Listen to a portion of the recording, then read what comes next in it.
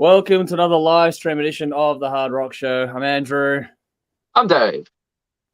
We're here again. We've already got some people jumping into the comments here. So Nicole's gotten in nice and early going, evening all. Good to see you again, Nicole. Hopefully you're keeping well out there. Make sure to jump in, say hi, and give us your thoughts as we go along. We've got a lot to get through tonight. As always, we are going to be discussing our latest battle for King of the Riff kind of stuff is going to be Black Sabbath versus Scorpions. So it's Lonesome Crow versus Volume 4. We'll be discussing a classic album from TNT. Dave got a little bit of a sneaky spoiler alert in there, I think. And then we got Conrad, also known as Thor, joining us a little bit later on for a review of the new Clutch album. We're going to chat about that one coming up there. I can see him in the waiting room. Good to see you there, buddy. What else we got here? We got some new news, talk about all the usual shit that we get into every single time we do these streams and whatever else have you. So yeah, we'll get stuck into it shortly. Make sure you like, follow, subscribe, all the usual shit that everyone gets you to do. We're no different. We do appreciate you spending some time with us, whether you're watching live with us or whether you tune in later on or catch the audio on Spotify or Apple or whatever else. Thank you for spending some time with us. Make sure you, like I said, like, follow, subscribe. All our details are in the episode description, so make sure you find your preferred social platform and go nuts.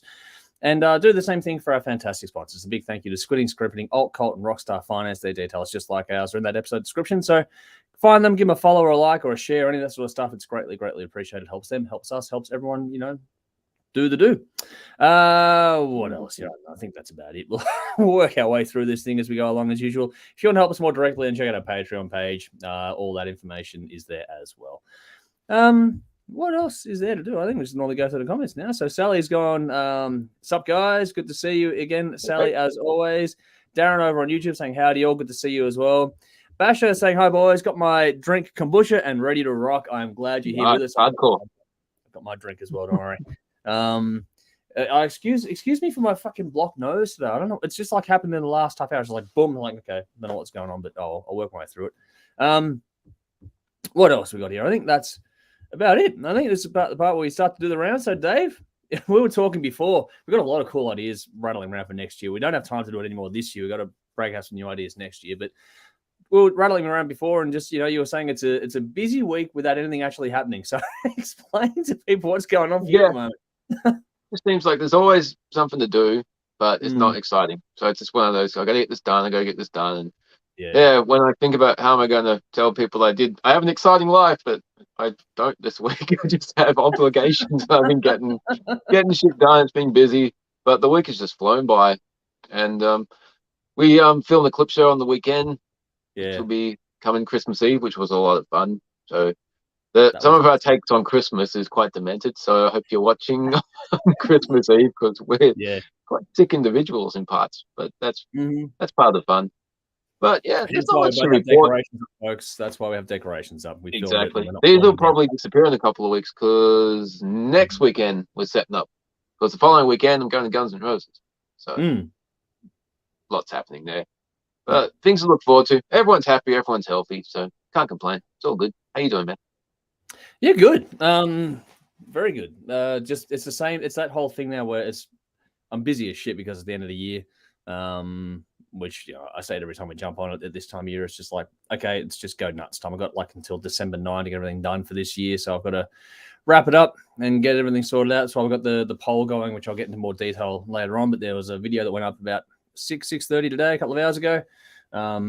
Just getting some votes in for what's happening with TV over the sort of first 3 weeks of December and the first week of January, I think it works out to be. And then got the Christmas, which is going on Christmas Eve, which we filmed last weekend. This coming weekend, we're sitting down to film a 6-hour THRS New Year's Eve marathon. So that's going to be a lot of fun for us. We're going to sit there and have a blast doing that. But around that, everything's good. Like work's flat out because everyone wants their stuff now. Got like 20 odd working days until we all shut up shop. And so everyone's sort of like in the mad panic trying to get things done. But around that, I've also bought a new toy, which I'll explain to you more later on, Dave.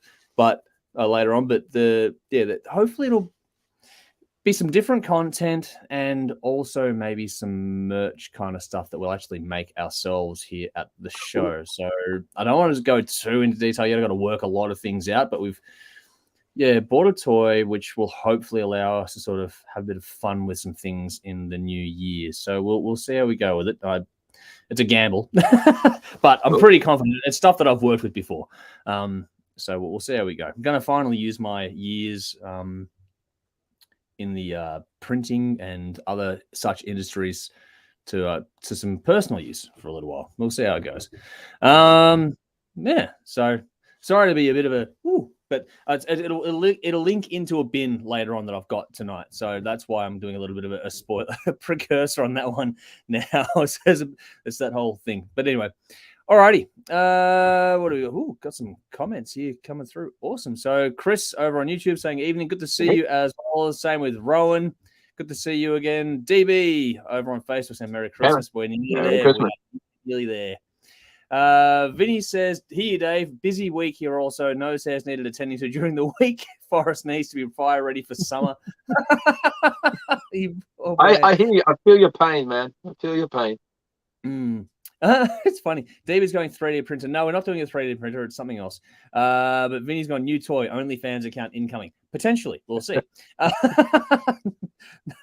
Not quite right. Sally says, is it strange pretending it's New Year's Eve when it's not yet to get the show done? Do you have a party hat? I've got a party hat on the shelf up there, actually. We've got some hats been kicking around for donkeys. I've been doing this for so long now, I don't even think about it. It's actually kind of a way for me to mark the end of the year a bit earlier on, because once it hits sort of early to mid-November, I'm flat stick, so it doesn't really do a lot for me. What about you, though, Dave? Does doing these things earlier change anything for you?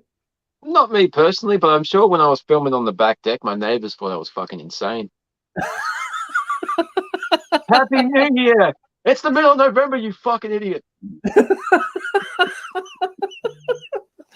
I remember the old studio days when we had the big setup. That was a lot of fun. The amount of shit we did, like, because it was a big enough room, you could have the big cannon party popper things going off in there. We made a complete mess of the joint, which was fun because, we had to clean it up ourselves. So that was the fun part. But the trickier part in all of that was when you've got, your Santa hats, which we have kicking around, and you've got your New Year's Eve hat, which I've got up there as well. But it used to get so fucking hot in there. It was nuts. You'd be sweating bullets. Like we had filming sessions where you'd have to have a towel on the bar top out of shot. So that, one in between segments, you just sort of do a quick wipe off and keep rolling. I think that's the bigger inconvenience than the timing of the year, if that makes sense. I've been doing this for over a decade, so I don't really think about it anymore. It's just part of my routine. It actually sort of helps me mark the end of the year. But it is funny.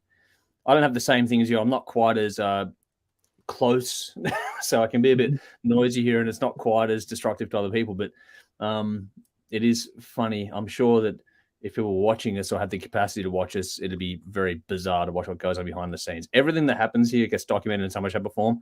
It's fucking nuts what I get to go and watch through later on what we say and do. So yeah, it's not strange anymore. I guess the first time you do it, yeah, but after the second year rolls around, you get used to it pretty quickly, Sally. So hopefully that answers your question for you there.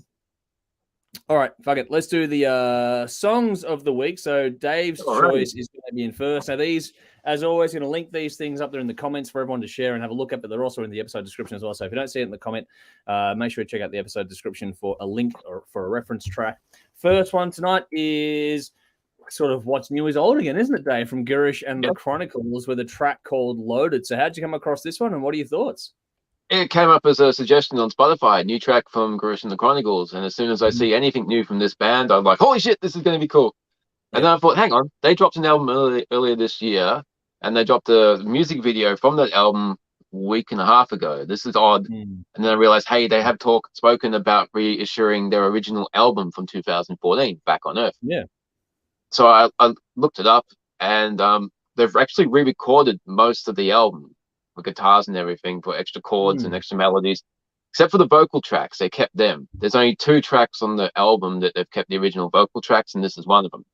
So sounds, it's definitely Girish and the Chronicles. It sounds first album like, though. It's full of trying to pack every single thing in of this energetic band. So if you know the band, you're going to get big riffs, big drums, big powerful vocals, and they certainly don't disappoint. This is amazing. So I'm happy to have more songs, and I think it's coming out in January. So I've never actually heard the full first album because it's very hard to find. Yeah. So I'm glad that they're actually reissuing this and they've updated it a little bit, because apparently they've added parts during live performances in the past 8 years. So they don't feel those songs are the same as what they were. So they think it's a good idea to update them. But yeah, and the other cool thing about this song, it starts off with flanger on the guitar. So I'm certainly happy. I'm surprised that is still going as strong as it is for you, man. I would have thought you moved on to something else. I've been a bit disappointed the last couple of weeks, so there hasn't been much flanger happening in the world. True. But yeah, definitely got my flanger fixed. Yeah. On a general note in the conversation, I think it's a good idea for a band to sometimes go back and revisit things like this. It's so long as it's not overhyped. Like some bands go too far and go, "Oh, it's like a brand new album." It's like, don't do that. Just do what these guys have. They've relatively understated it, but also, like you said, they've grabbed some parts. You know, they've obviously expanded and evolved things over the years since doing this one in 2014, I think it was. So going back and revisiting things and sort of, we authors like to go back and rewrite parts of the book that they would go with if they'd have, had the skills then that they have now, kind of thing. And it's the same thing for bands and musicians. I think that, it's a good thing. Just don't overstate, don't overhype it, but the actual concept itself is a good idea to just have it as a companion piece kind of thing in your catalog. So I think it's a good idea overall. I'm looking forward to the album. But I mean, this song, the way this thing goes, it shows you, I know they've made tweaks in that, but it does still show you at the core, the songwriting side of things, just how good they were right from the start. I mean, they're slowly approaching their 10th anniversary. It's probably not even that slowly anymore. Or since that album. Anyway, I don't know how long they were doing things before the album. But yeah, there's just talent on top of talent within this band. And it's cool to see that such an early song was so well written. Great riffs, great melodies always with these guys. If you know these guys, you know exactly what you're getting. And it's actually kind of funny how it fits in with what happened with the last couple of albums as well. It just flows naturally from those things. So whilst they've evolved and changed and gotten better, at the same time, what they were doing early on still fits. So it's a really remarkable thing to see how it just clicks into things. It's everything you love from the 80s in the rock and metal world brought up to today as well, which is what, the whole shtick for these guys is. But they do it so damn impressively. The talent, like I was saying before, is just above and beyond. Great solo, great drums and bass. The vocals are fantastic as always. That's everything you want, like I was saying. But for me, it was just a little bit of a refresher on just how talented they were writing songs back then, and now they've got the extra sort of skill set over the years to sort of fill things out a bit, and they've done a really good job with this. And the video is pretty cool too, so well worth a look. So check it out, folks. Let us know what you think, and we'll see how everyone goes with it. Oh, there we go. Darren's got his first one. He's gone and watched it this morning. Pretty good. So there we go. One person already enjoyed it. So check it out. Give us your thoughts, folks. And now I'll get on to my one for this week while the dogs decide they're going to bark while we stream, as always, which is fantastic. I've got dumbass dogs fucking running around. Sally says, loved it. Fuck, they're good. Yes, they're very good. Dave and I both loved their last couple of albums. So, yeah, looking forward. That comes out January 23rd next year, the re-release of this album. So bookmark that one, folks.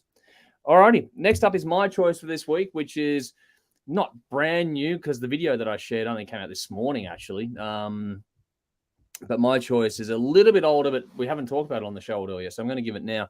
This is the latest single from WA band Hailmary called No Reason. Now, this is a band we've been following for... brought up the old studio before. So since those days, way back then, one of the interviews we had go through the blue couch days on the old set.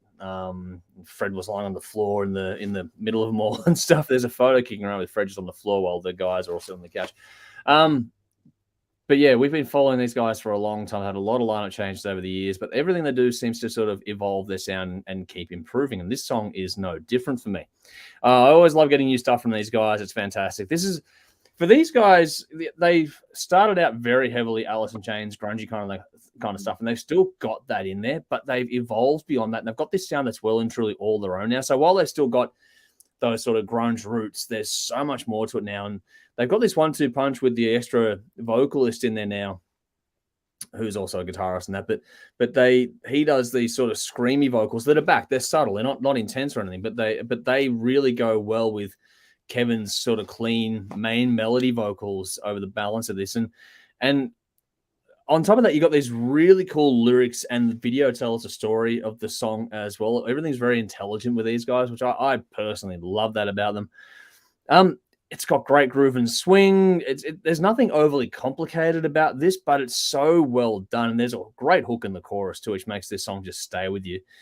Like I was saying, the addition of the aggressive vocals is a nice touch for mine over the years, and it's subtle, not blunt. And everything they've done, like I said before, they're just the constant evolution of their sound. Like, they've released a few singles now. I think there's an EP or an album coming relatively early next year, I think. Don't quote me on that one though. But yeah, if you like sort of the next evolution with grunge sort of underneath it all, but you want something on the bit of the heavier side of things. I referenced Alice in Chains before. It's like that, with Alice in Chains more of a metal band than a grunge band kind of thing. These guys sort of flirt in that space there too. But these guys also have some serious groove and swing in their stuff. So I really enjoy having heard, the EP, the album, and sort of things going on and where this is going next. I'm really excited and curious as to where it's all going to go. This is one of the better songs I think I've heard from them in a while, but that's me. What about you, Dave?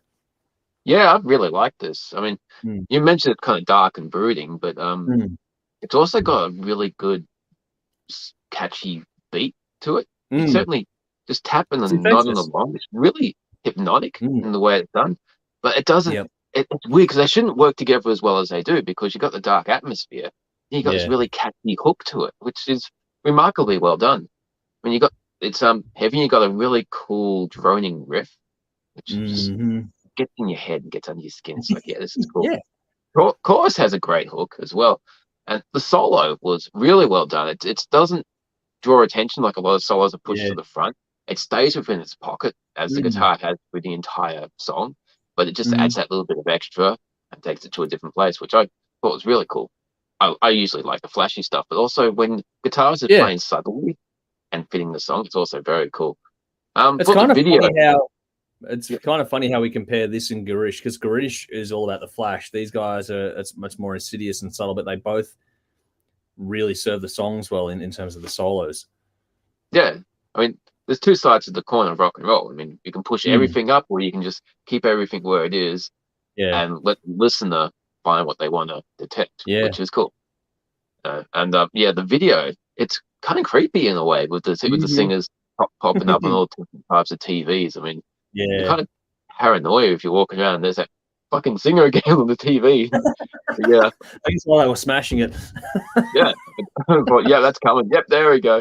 But yeah, it was very well done. But yeah, I've heard a few things from this band. This band's really good. So cool song. I like it. Nice. I'm glad you liked it. Make sure you check it out and let us know your thoughts out there, folks. Lee, good to see you, buddy. Hopefully you're keeping well out there. He's gone bombastic tune. Yeah, got a lot of love for this one. Darren says, like this, has an Alice in Chains feel, which it does do, but like I said before, they keep going beyond that, which is cool.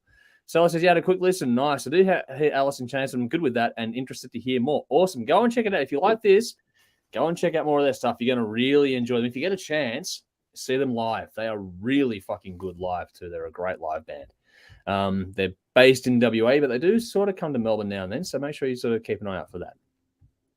All right. Before we get into the actual hardcore news article sides of things, we have touched on it in numerous times now over the last sort of few weeks. We've been leading up to this whole metaverse, the Ozfest, and the metaverse kind of thing going on.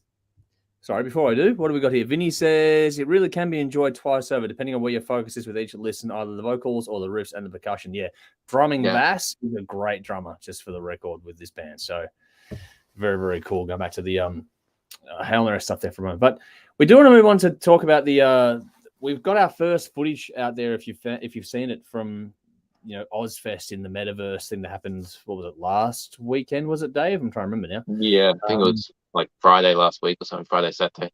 Yeah, and so we're both sort of looking forward to it, and we both discussed a bit, and okay, cool. Will it go well? Will it not go well? And now seeing some footage, and so now it's just sort of a quick reaction to that. What did you think when you saw the footage and how it's sort of been played out? Overall, it wasn't what I was expecting, but to be honest, I'm not even sure what I was expecting. I don't think it's really rocked anyone's world. I mean, it's kind of come and it's gone. It's just a thing, and people have had a little talk about it. It hasn't changed the world or anything. Yeah. But everything starts somewhere. I mean, the footage was basically of Ozzy. It was just Aussie with some bats flying around. Looked like PlayStation 1, which, to be honest, back in the old WCW PlayStation games. Yeah. But, I mean, everything starts somewhere. You compare video games now to what we had back in the early 80s with 4-bit Atari games. It will grow, it will evolve. So at the moment, it's not all that overwhelming, but who knows where it'll end up. But nothing's going to beat the real thing, I don't think.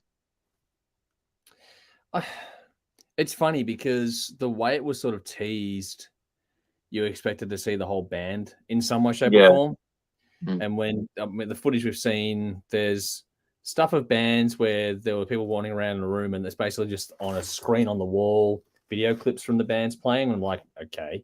And then for the two main ones, in my opinion, were Ozzy Osbourne and for Motorhead. Ozzy Osbourne was just a caricature of Ozzy up there, and then for Motorhead it was just Lemmy. And that one kind of like, what? Like Ozzy I kind of get because it's Ozzy Osbourne, but for Motorhead to be billed as Motorhead and there's just Lemmy up there as a... Now I get it, it's all got to start somewhere, so I'm not shit canning the idea entirely, but the way it was sort of talked about versus what you got in reality didn't really... Like, I know, I'm with you. You don't know what you're going to expect, but I didn't expect to see just one avatar kind of up there, and that's it. And you could tell it wasn't actually live. All this talk of, Ozzy performing live, no. It was pre-recorded, and it was then the studio audio anyway. And, look, I got no problem with that. It was just that, it was just a bit... I actually just remember the name of the game I was thinking of when I was watching the people moving around and running around, and like you saw the avatars of people going in and then leaving. The game it reminded me of, which I played bugger, my brother used to play it. He's a lot younger than me. Was a game called RuneScape, and the graphics and the way it laid out reminded me of RuneScape. For anyone that knows what that is out there, and it was kind of underwhelming, to be honest, which I'm disappointed by because I had high hopes. Now, I do think it'll get better and stuff overall, but it's so easy to mock it now when you've seen what it is, and that's going to make it harder to win any credibility back, and that's going to make it harder for the long run. So it feels like it's gone off a bit half-cocked and wasn't quite what people were expecting, or for me anyway, it's how I feel. And now that it's done that, and it's so easy, like our group chat ripped it to shit. Absolutely ripped it to bits. And if that's the general consensus, then it's a long way back to make it sort of viable. I think it can be. I think it will be. All the VR stuff is going to come. But, yeah, I'm not sure about that one. I think that was relatively poorly executed by comparison to what one was hoping for when tuning in.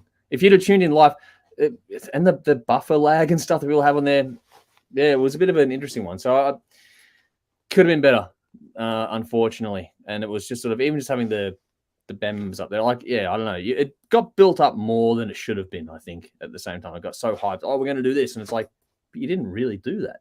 So, I don't know. See what happens. It's the whole buy. Like you said, everything's got to start somewhere, which is cool. But at the same time, this is a bit of a, okay, well, that happened. Yeah, move on. That's kind of where it's at. Yeah. Unfortunate, but that's where it's at. What do you got? You got some comments. David's here. G'day, fellas. All the best. Good to see you. Hopefully you're keeping well. And Terry's joined us well. Good to see you. Hopefully you're keeping well out there too. Thanks for joining us. Doesn't matter when you join us, just keep it hanging around and give us your thoughts as we go through things. All right, before we get onto the news side of things, we are, like did tease before or earlier today, I put a video up.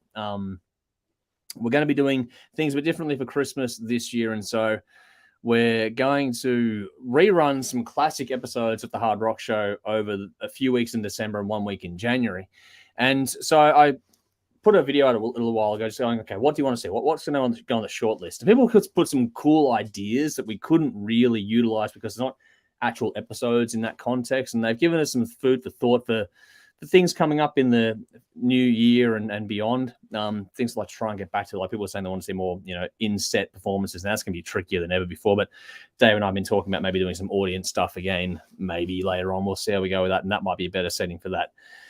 But we've gone through and just sort of compiled a list of, the things that are actually doable in the time frame we've got and want people to vote on them. So just as a quick little thing on the short list, it's what we want you all to vote on. So you can put your comments here, of course, but try and go back to the previous post as well and get the actual vote in there. You can vote for as many as you want, but just let me know what you would like to see, and I'll try and cut it up and make it happen for TV over the next few weeks or first few weeks of December. So the popular ones that we've gone with a short list are the punk special we did in 2021, which Dave had a lot of fun with.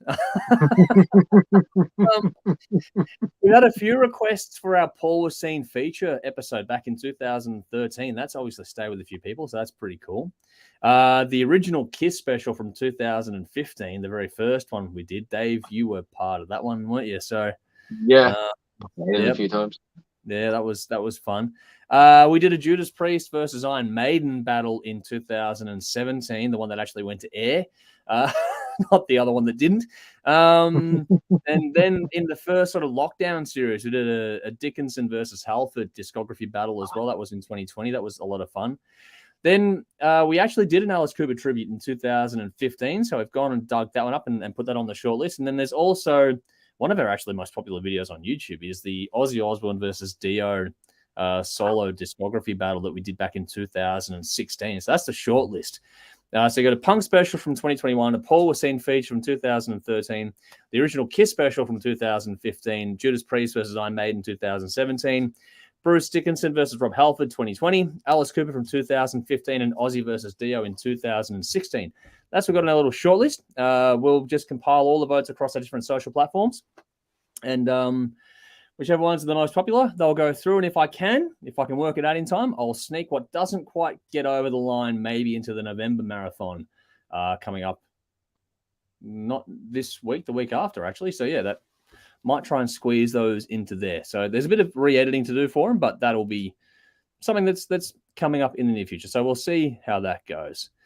So, yeah, have some thoughts, but there's a video about this one. So go back and put your votes in on that one whenever you're ready. Onto the news cycle of things, though. And Dave, you dug up an interesting story you wanted to quickly touch on this week. So have at it. Yeah. So the actual event occurred a few weeks ago with the interview with Frank Bello from Anthrax, just kind of clarified it. For those who don't know, about a month ago, it was announced that Anthrax had to cancel some of their European upcoming tour dates. Yeah. They're going to do the UK and Europe, but it's just not cost effective for them to tour Europe. It's got nothing to do with not wanting to play there. They just realized that these tours were booked before COVID and that it's not profitable to go anymore with the state of the economy. So they would be losing a lot. And Frank says in this article that he doesn't mind a little loss, but this is a big loss. It would actually be detrimental to the band's future plans if they were to take such a loss. Yeah. So, yeah, it's just noticing that the cost of living is going up for us here in Australia, but it's also kind of a global thing as well, and it is affecting business in general and bands as well. Kind of ironic because 20 years ago, people were saying, "Oh, bands don't need to fucking sell CDs; they make their money from touring, and touring costs money." And you know, if you're a band, you want to make a little bit of a profit. So, unfortunately, in the state of the world at the moment, if you're not at least going to break even, if your tour is going to be a loss, then you're going to have to pull it. And this isn't the first band that has had to do it in recent months, and I think it's going to either happen a lot more, or bands are going to be a lot more selective about when and where and how they tour. So it's cool. We're getting a lot of big festivals coming over here in Australia, and I hope that they work. I hope that they are successful, because they're not, could be bad.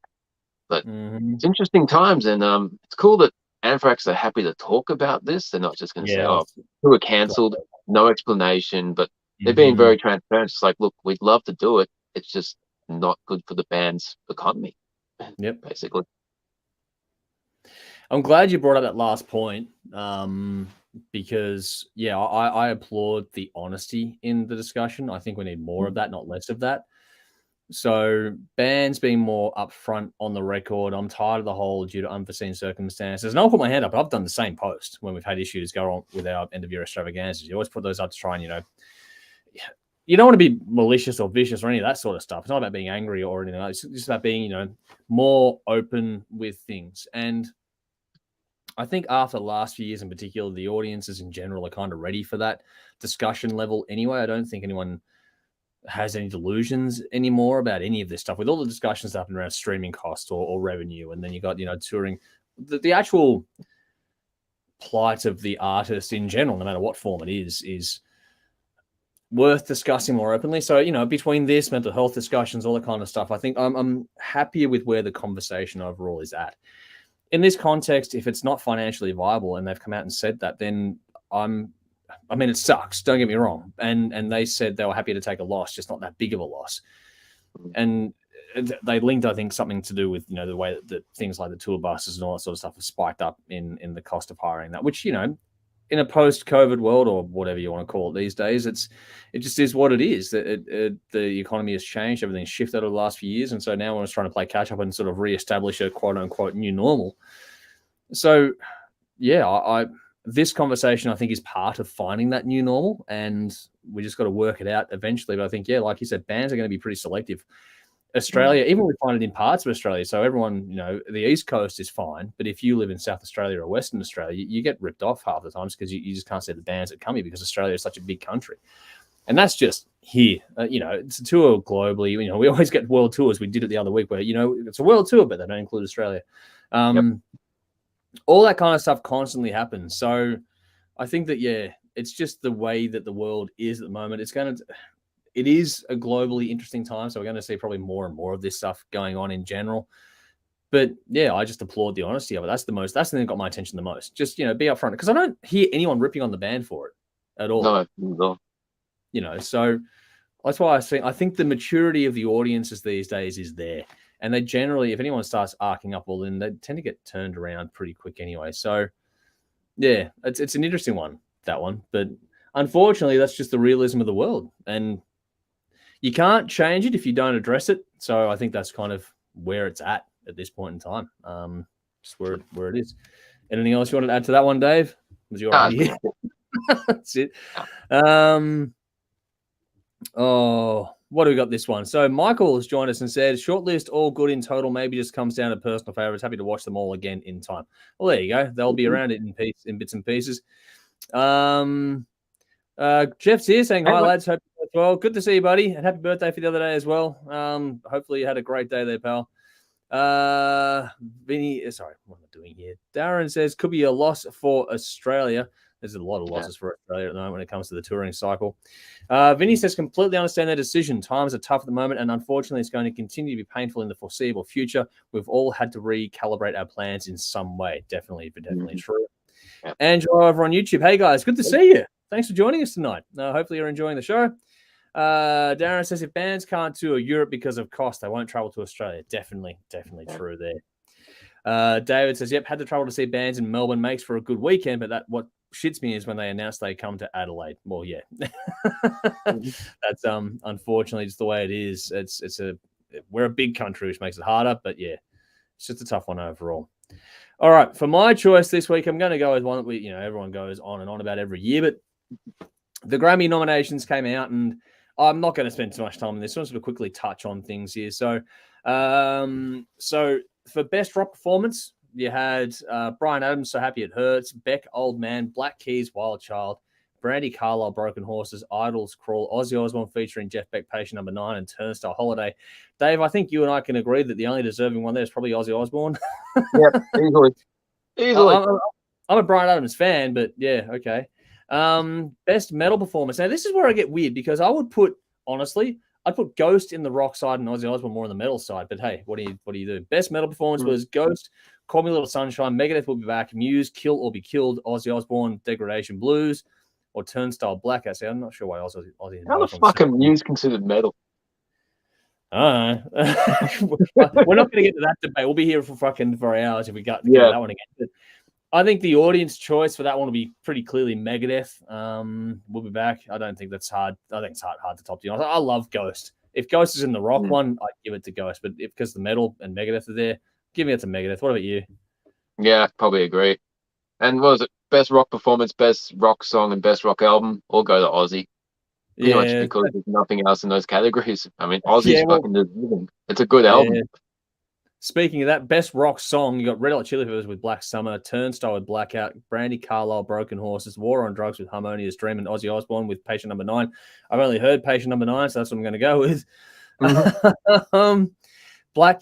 For best rock album, you got Black Keys, Dropout Boogie, Elvis Costello and the Imposters, The Boy Named If, Ides with Crawler. Sorry, Idols. Then you got Machine Gun Kelly with Mainstream. Sell It. Fuck if I know how they got there. Ozzy Osbourne, page number 9, and Spoon with Lucifer on the Sofa. So I'm guessing Ozzy for that one for both of us there too. Mm-hmm. Then you sort of get to the alternative. So I'm not going to worry too much about alternative because that's just alternative. Record of the year. There's nothing really for us. Album of the year. So what's the difference? Record of the year, album of the year. What's the fucking difference? Good quality vinyl. I didn't even know Coldplay released an album this year. Okay. There we go. Song of the year. Yeah, whatever. Best new artist. Songwriter of the year. So, yeah, it just gets a bit silly now. It was just, I wanted to bring it up quickly just to go, okay, yeah, you know what? It's still as ludicrous as it ever was. I'm not going to spend a whole shitload of time on this one. You know, it's always going to be that, fuck him. And we all agree it's a bunch of shit. We'll do our top 10s this year, and that'll be released in early to mid-December. That'll be coming up. We'll film that in a couple of weeks and get that out there as well. So that's coming up. And our opinion is no different to anyone else's. So just, you know, like ours or don't like ours. We'll do an audience choice top 10, which we've started pre-polling for. So get your nominations in on that one.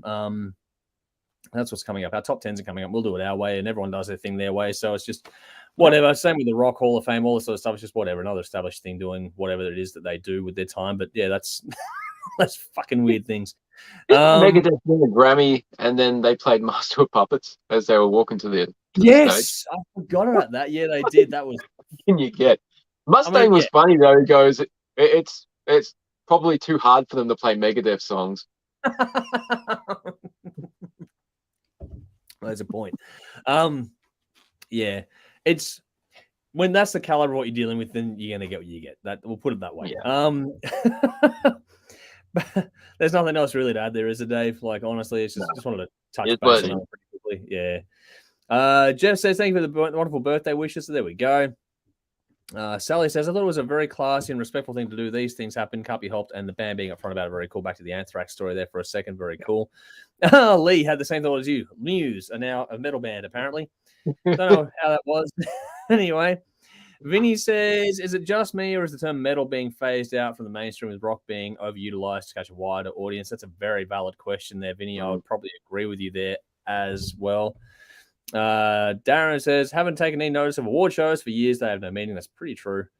David says, clean sweep for Ozzy. He deserves it, which is very, very cool. And Lee says, only watching that shit show if Kanye hosts. So what stupid shit is he going to say next? No. For me, it'll be the Grammys meets pay-per-view wrestling. Oh fuck! Somebody please give him a chair shot. That or what was that MTV thing? Death Match. Yeah, Deathmatch. That one. Celebrity Deathmatch. Celebrity Deathmatch. With Kanye as the ref. Anyway, Basher says, I agree with providing an explanation of why a tour or gig will be cancelled. I was disappointed that a gig which was recently cancelled was not explained. It was cancelled a couple of times with no explanation. I asked for a refund and won't go to see them again. And that's the thing too. Building up consumer faith when it comes to this kind of stuff is only going to be done with transparency. The more you hide things, the harder it is to win people back when they, get burned. Alrighty, let's get on to the new releases coming up. As always, Friday is tomorrow, and there is always a massive list of releases coming out, especially as we get toward the end of the year. I think the next couple of weeks will be it, and then it'll die off once we get to early December. It pretty much goes to an almost standstill. There are a couple, but not much after this kind of thing. So we're getting toward the pointy end of it all when it comes to releases this year. So, Dave, what caught your attention this week that's out in theory tomorrow if everything goes to plan, because things can change? Obviously, being a massive Kiss fan, there's the box set of Creatures of the Night, which looked impressive. Wish I could buy it, but I'll just stream it. So it's sad there. But Creatures is probably easily my top 3 favorite Kiss albums. So that's a fucking amazing album. So I'm looking forward to hearing all the extra stuff. I've heard a couple of demos already, and it would have been a completely different album. So it's one of those fascinating box sets where they're going to unleash the archives, which is cool. As far as newer releases go, Nickelback, new Nickelback, love them or hate them. The 2 songs that they've released so far have been pretty interesting, so I certainly don't hate them. They're going to be interesting listen. Threshold, band I haven't dug too deep into, but they've got an album tomorrow, Dividing Line. So give that a listen. Ronnie Atkins has an EP, Informatic. And unless I'm mistaken, he had pretty serious throat cancer a few years ago. Yeah, he was pretty unwell. Yeah, so it'd be cool to glad he's healthy enough to be able to make music. So his stuff with fucking Pretty Maids has always been good, and he's appeared on Avantasia a few times. Guy's got a great voice. So EP stuff to check out. And Jaded Heart have an album called Heart Attack. If they're the band I'm thinking of, we reviewed one of their albums a few years ago. They were pretty good. If they're the band I'm thinking of, so yeah, be worth checking that out as well. For mine, just going in alphabetical order. Autograph, they've been around for a while. They got a new one coming out called Beyond, so I might give that a spin if I get a chance. Candlemass have a new one coming out as well with Sweet Evil Sun. That'll be pretty cool. Like you, I got Nickelback, Get Rollin'. Unashamed Nickelback fan, so everyone has the hit songs everyone knows, but the deep dives on their albums are usually a lot better than you expect. They've had some, don't get me wrong, they've had some pretty rough moments, but generally speaking, their album's pretty good. Disturbed have a new one coming out as well, finally, called Divisive, so I'm keen as fuck to check that out. I'm a massive Disturbed fan, so that'll be one on my list for sure. Like you got Ronnie Atkins. I also have Udo with The Legacy. It's like a compilation of something like 33 songs, I think it is, over the years, just to see what's on it. It would be interesting to see what that is. But then Soen, a band that we reviewed a few years ago now, and we've done a couple of their releases, and we absolutely fell in love with an album a couple of years ago, back in the garage days. They've got a new EP. I think it's like 3 tracks or something like that, or maybe a bit more than that. I'm not entirely certain. They've got an EP, and it's a CD DVD kind of thing called Atlantis coming out. So very, very keen. I know there's 3 tracks out so far. I'm not sure what's more to drop from that one, but yeah, Soen with Atlantis, a DVD and CD. So that's going to be one to check out because I've enjoyed that band and what they've done over the years for sure. What do we got here in the comments? Darren says Pre-Mades were fantastic, which, yep, that's cool there. Jeff says album of the year versus record of the year. 2 chances for 2 shit albums to make the top spot so they can sell twice as many copies only in America. That's what it is. It's all a marketing exercise. Well put there. And Nicole says, I have an autograph album. Well done. That's one more than I've got. So there we go. All right, now we have a little bit of a mini game here. It's a very short game today. It's a bit of a mini draft kind of thing on this one. And Conrad, I see you there. So we're going to get you in very, very shortly. So make sure you are good to go, my friend. But the mini draft discussion, just a one-off kind of thing, is there's a lot of chatter out there, and we're both big fans of Typo Negative, but there's a lot of chatter about, that the wishful thinking in terms of, getting a celebratory tour or something to go on with it. And just wanted to quickly pose the question here of, if you could choose, who would you have fronting it? And Dave, we'll throw to you first. I know how big of a fan you are of the band. You're probably a bigger fan than I am. So, who would you choose to have, taking Peter Steele's spot in this band? This is a very hard question because out of every person that's ever graced the earth, Peter Steele is a unique individual. Mm-hmm. It's very, very hard to fill anything that guy did. Yeah. But as far as tone that might be interesting, the guy from Bloody Hammers might be an interesting thing. He's kind of got that dark and brooding monotone, so wouldn't have the same personality. We're just thinking about the type of person that could do the songs reasonable justice. As far as bass go, I don't think you could find one person that could do both, but you'd have to have separate. But bass player Marco from Nightwish, I think he'd be able to pull off the bass. So between those two, it might be interesting. You're never going to replace Peter Steele, but it'd be interesting to hear Typo Negative songs done with those two people. For bass, it's an out there choice. It wouldn't work, but it'd be funny just to see it because I actually think it would work better than it sounds on paper. But Jason Newsted, I just think that he'd be interesting to see how that would work. And for when they require a bit more bite, that might suit with the choice of vocalist I've got. And it's a tonal thing with you because I've got a different vocalist in mind. So think about that as the bass kind of thing for a second because he brings some more attitude to the crooner or more crooning vocal I'm going to add to this one now. And that's Jeff Martin from the Tea Party. I think his range, his tone, I think if you're going to go like a 1-2 punch with those two people, you might get something. It wouldn't be the same. It's never going to be the same. It's not about trying to do it, but it's about trying to do it justice. Yeah. I think that that'd be an interesting combo that I'd be sort of curious to see if that would work. But I just think that Jeff Martin, I mean, regardless if he got on bass, to be honest, Jeff Martin would be probably as close as I could think tonally with the right range and that emotive sort of depth delivery is very good at that kind of thing. So I just think that it'd be interesting to hear him take on those songs because, just be a curious little choice. But it was just one of those things. It's been a lot of chat about it. So I was like, okay, let's pose the question. Who would you like to see front that, lineup if they were doing some sort of celebratory tour? So if you're a fan, let us know who you'd put in one of those two spots. But it'd be an interesting little, just a window to the world to see what people would think there. Lee, thank you. Lee's gone new Warburst single just dropped today. There's been a few new singles really? dropped today as well.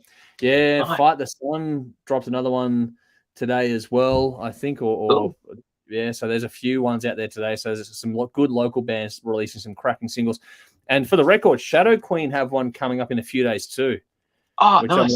I'm stoked about that. They were so quiet recently. I thought they'd disbanded and anything. So that's good news. Jody and I were just talking about them not a couple of weeks ago, and they've gone quiet, and the stuff sort of appears and disappears on streaming services. And now they come back with a new single. It's like, okay, cool. And what I've heard of it, I'm keen. What have we got? Here we go. So Lee says nobody's worthy to cover Pete Steele. Glenn Danzig would be okay. Glenn Danzig would be interesting. Yeah. I don't know if I'd be sold on that, but it'd be interesting. So Angelo says Jeff Martin would be a good choice. Okay, cool. Got some agreements there. Brandon says got into some carnival, but typo wasn't for me. And they're not for everyone. But it's not about that. It's just one of those things there. Vinny says Miles Kennedy, have always rated him as a vocalist, could bring unique experience to that. That would be an interesting sort of switch on things, actually. That would be cool. Here's an interesting one from Jeff. He's gone Rob Blasco, Nicholson for bass. Blasco would be interesting. And Iggy Pop on vocals. That would be interesting. That would be Jeff says epic. Epic as fuck. But it's like it'd be interesting. Oh, good one, Chris. Nick Cave. Oh, that's a good choice. Yeah. He could pull off the Latin as well. Yeah. All those little spoken word moments that Pete did. Yeah. So, there you go. Basher says, like Jeff Martin, but he did mention in concert earlier this year that the Tea Party are likely to tour next year. And this is a completely hypothetical thing. It's not something we actually think is going to happen, but it'd be interesting. Like, I don't think Jeff Martin would actually take the gig. I don't think the band would want him to, but it'd be just funny to see it happen. Angelo, Ian Asprey, that's another interesting choice too. That would be. I'm not like he's great. I'm not. Oh, when you start thinking about, I was thinking about his range, but then you hear like go back to Slash Track Ghost. That might work. Yeah, that's where is that these days? Marilyn Manson. I wouldn't be sold on that one, to be honest. I think it'd become too much of a gimmick thing too. Too well known. Yeah. I just feel like that'd be a bit of too much of a clash of two worlds kind of thing there. Vinny says Tiny Tim as a guest instrumentalist. So there we go. Another one getting put in there as well. Alrighty. I think that's where we're at with the gamesmanship side of things. So shall we bring in Thor? Shall we get the God of Thunder to come back into the broadcast here tonight? So let's get him in here. Here we go. Everyone say hello to Thor, aka Conrad. Hey, man. Hello. G'day. How's it going? Good. How are you, mate? Very well indeed. Thank you. Having a good week? Yeah. So far, relatively. Yeah. I mean, good as one. I don't work, so when one has too much time on their hands, I just applying for jobs, doing a lot of job applications, which is quite mentally exhausting. Yeah, I don't hear that one, mate. I don't. And not getting much back. That's right. That's the hardest part about that, isn't it? That never hearing anything back. You never. It's not even. I wouldn't mind if it was a fuck off letter. Just a fuck off email. Just hey, you've been unsuccessful. I wouldn't mind so much, but not even getting those. Not even getting those is like And then it's the chasing. Then you get on the phone. You have to chase people, and that can be quite. It sucks your energy. Yeah. It sucks the energy out of you a bit. Yeah. Yeah. But you got to do it. Otherwise, you'll end up unemployed for too long. Yeah. Oh well, all the best. Hopefully that resolves itself sooner rather than later. That would be Yeah. Well, quickly, we got some. What do we got here? Back onto the question there. DiGiorgio and Patton. That'd be interesting for the Mike Patton on vocal. Would be really interesting. Steve Giorgio on bass. That'd be a nice little combo. I was lucky enough to see Typo. I saw them 4 times in London. Wow. Saw them 4 times in London on their own, and I saw them in Dynamo Fest. They headlined Dynamo Fest '95, so I got to see them quite a few times. And they're always phenomenal. They're always brilliant. Yeah. But guy from Life of Agony, Keith Caputo, would be the closest thing. Okay. He doesn't have the stature, and now he's a she. Now he's turned into a she, so it's a bit of an awkward one. That one. maybe Ian Asprey, perhaps. Could do it. Or the guy from Paradise Lost. Maybe yes. Paradise Lost. The guy from Paradise Lost could do it. He would be the choice. Yeah. That'd be a good one too. And they toured together, funnily enough. There you go. They toured together. So there you are through. So didn't even think of Paradise Lost when I was thinking about this one. That's a good one. I haven't listened to them for a while. I should go back and revisit some of this. What about the singer from him? I'm not too effeminate. He's too effeminate. He's too mincer. Too much of a mincer. You got to have somebody up there who's got a bit of testosterone in them. Not a bit more grunt. He's a good vocalist. But I just don't think he'd have the delivery. Too much of a mincer. I'm sorry. Thor's coming with the hot takes. I'm in trouble now. Oh, here we go. Just quickly, Vinny's going, yes, hammer time. So there we go. And Darren's going, hammers in the house. I'm going to have to get a hammer. You're going to have to get one now. I'm going to have to get one now. Yeah. Exactly. Angelo's gone, Thor, the mighty Thor, the brave, Man of War. There we go. Jeff says, speaking of Ian Asprey, the Cult have a new album out and I like it a lot. Quite dark, under Midnight Sun. That is a good album. That is a very nice little album, that one. Vinny says, actually, Thor kind of resembles a retired James Hetfield if he kept his hair long. So there we go. We've got Papa Het going on. He's older than me. I know. He's older than I am. Got my long hair. I know you've kept yours. You didn't cut it off and do a load album, so you've done all right. That's right. Lee says Channel Zero's "Suck My Energy" can be Conrad's intro song. There we go. Suck my energy. Why? Thank you. Oh, we're having some fun. You've been sitting there in the waiting room before. I'm so glad I provide so much entertainment to your viewers. They just take the piss out of me. Oh, here he comes. Let's just. Yeah, I know. That's it. Everyone's getting a laugh. Now we can just fucking throw abuse. Whipping boy. Yeah, I think you're in pretty good hands. Actually, that's usually a good sign. Believe it or not. Believe it or not, you always get a lot more comments than we do when we jump on, so you're doing something there. So there we have what we got here. So Vinny says you're a good spot, mate, until Loki turns up. So there we go.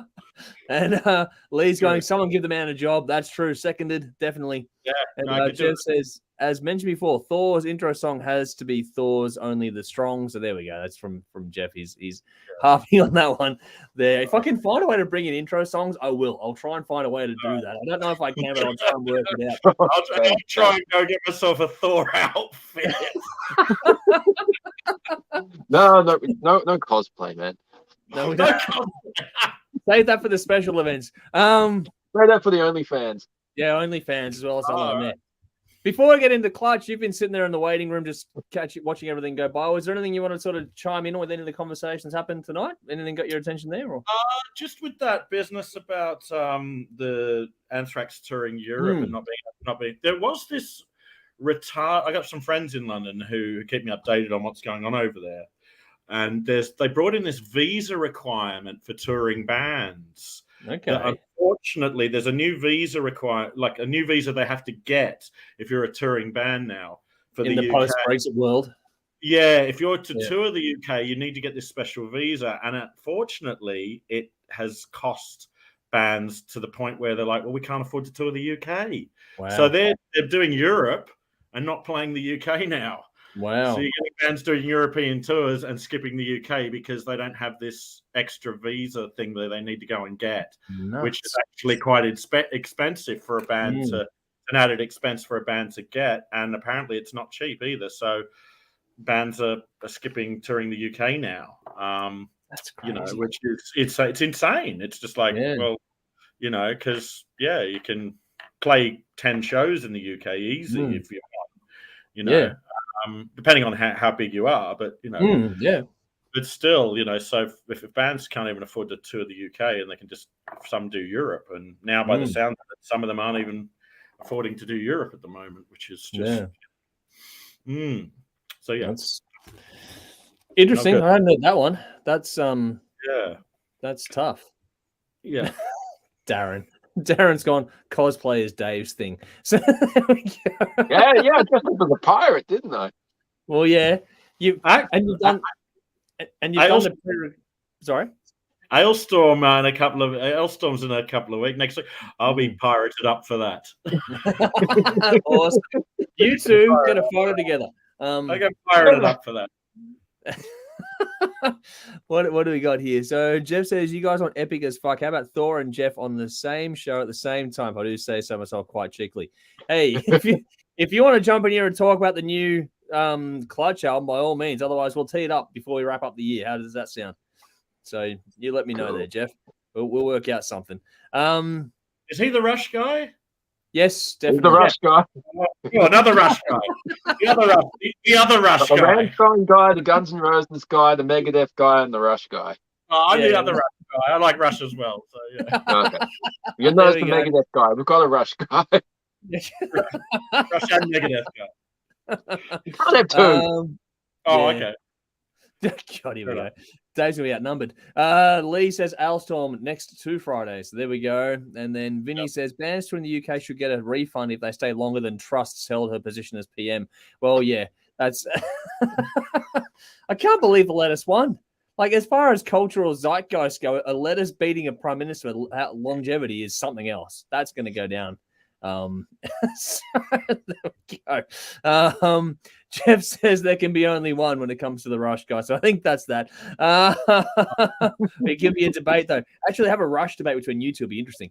Bash says you've hit the nail on the head with visa, foreign bands out, local bands in. Well, that's gonna be an interesting sort of development too. Could be a bit of a nationalistic approach to the arts, which would be an interesting sort of cross section. But anyway, it used to be law in this country. I don't know when it changed. There was a law here where if you were an international touring band, you had to put on Australian support. Yeah. But that went about 15 years ago. I think that sort of that finished. I think it's got loopholes and it's just not been enforced since. Yeah.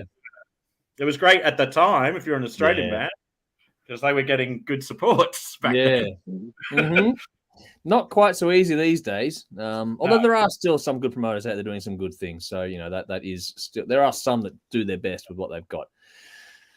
But considering there's a complete lack of media support in the mainstream in this country for this sort of stuff anyway, it's kind of always an uphill battle, and nothing much has changed over the last decade plus we've been doing this for. So it's just a case we just keep plugging away, do what we can.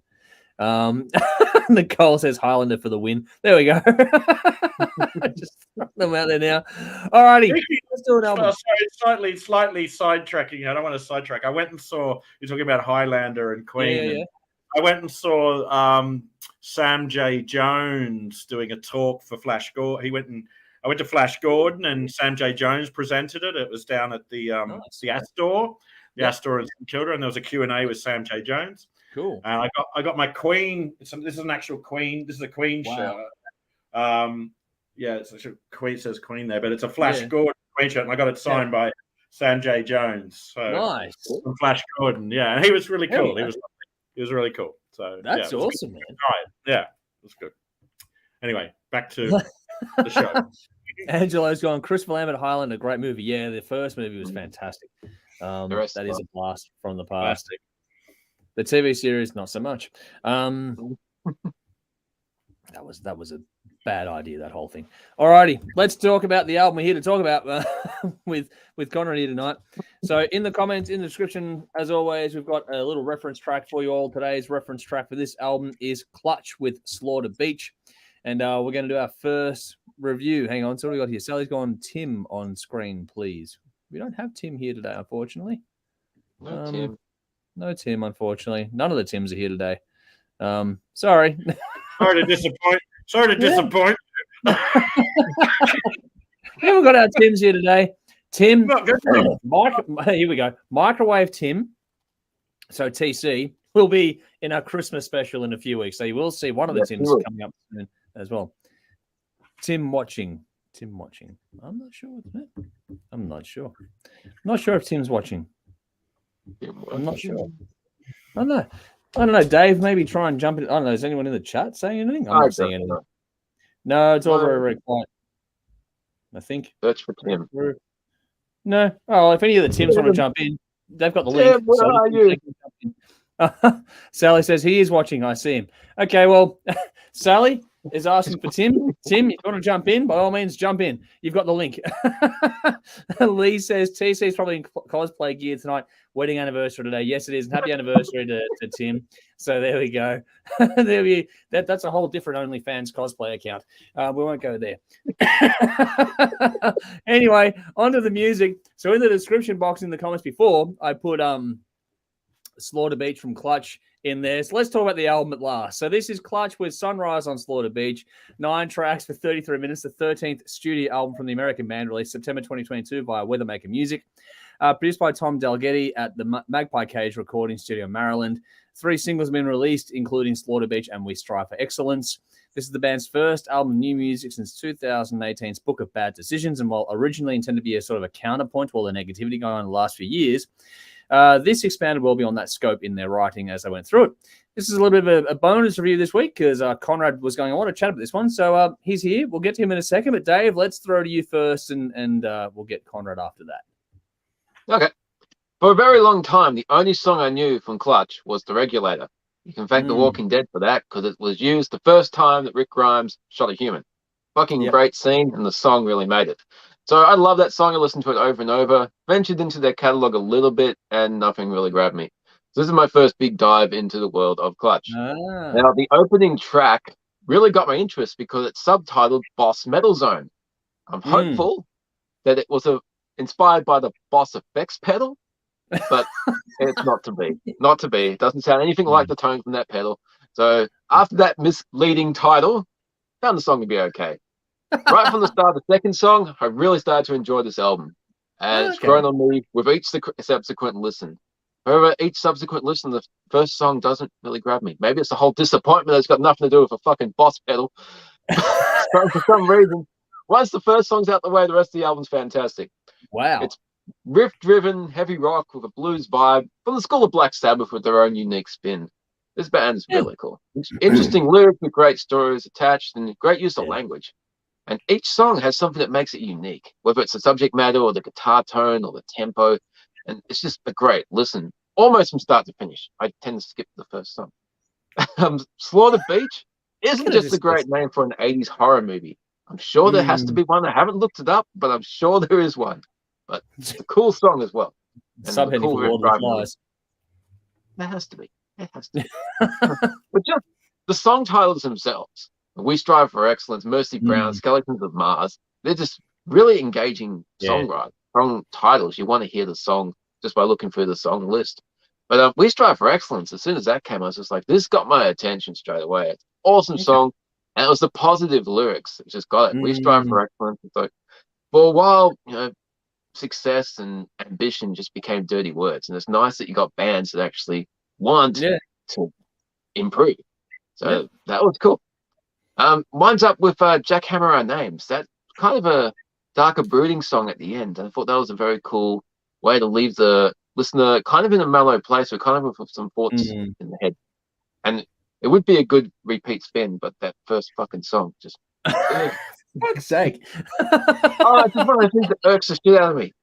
But you know what, Dave? Here's a spoiler alert. That opening song that pisses you off, it's one of my favorites on the album, so stick that in your fucking pipe. So I would, if they fucking changed the name. Or get rid of this. I don't like subtitled songs anyway, especially when you mislead it. That's after a cool fucking effects pedal. But no, they should. If they call it the boss flanger effect, it would have been. Oh my god! Here we go. Just need more flanger. Fucking flanges. But based off this album, I'm very keen to check through more of their albums.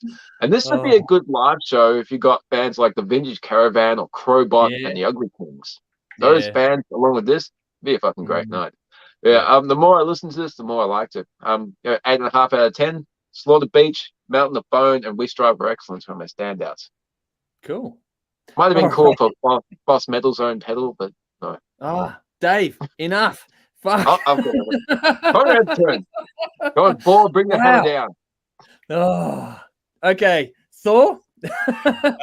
I love this. I love this band. This is one of my favorite bands of the last 25 years. I think these guys are just unbelievable, and they just can't put a foot wrong. It's just like they're so consistent.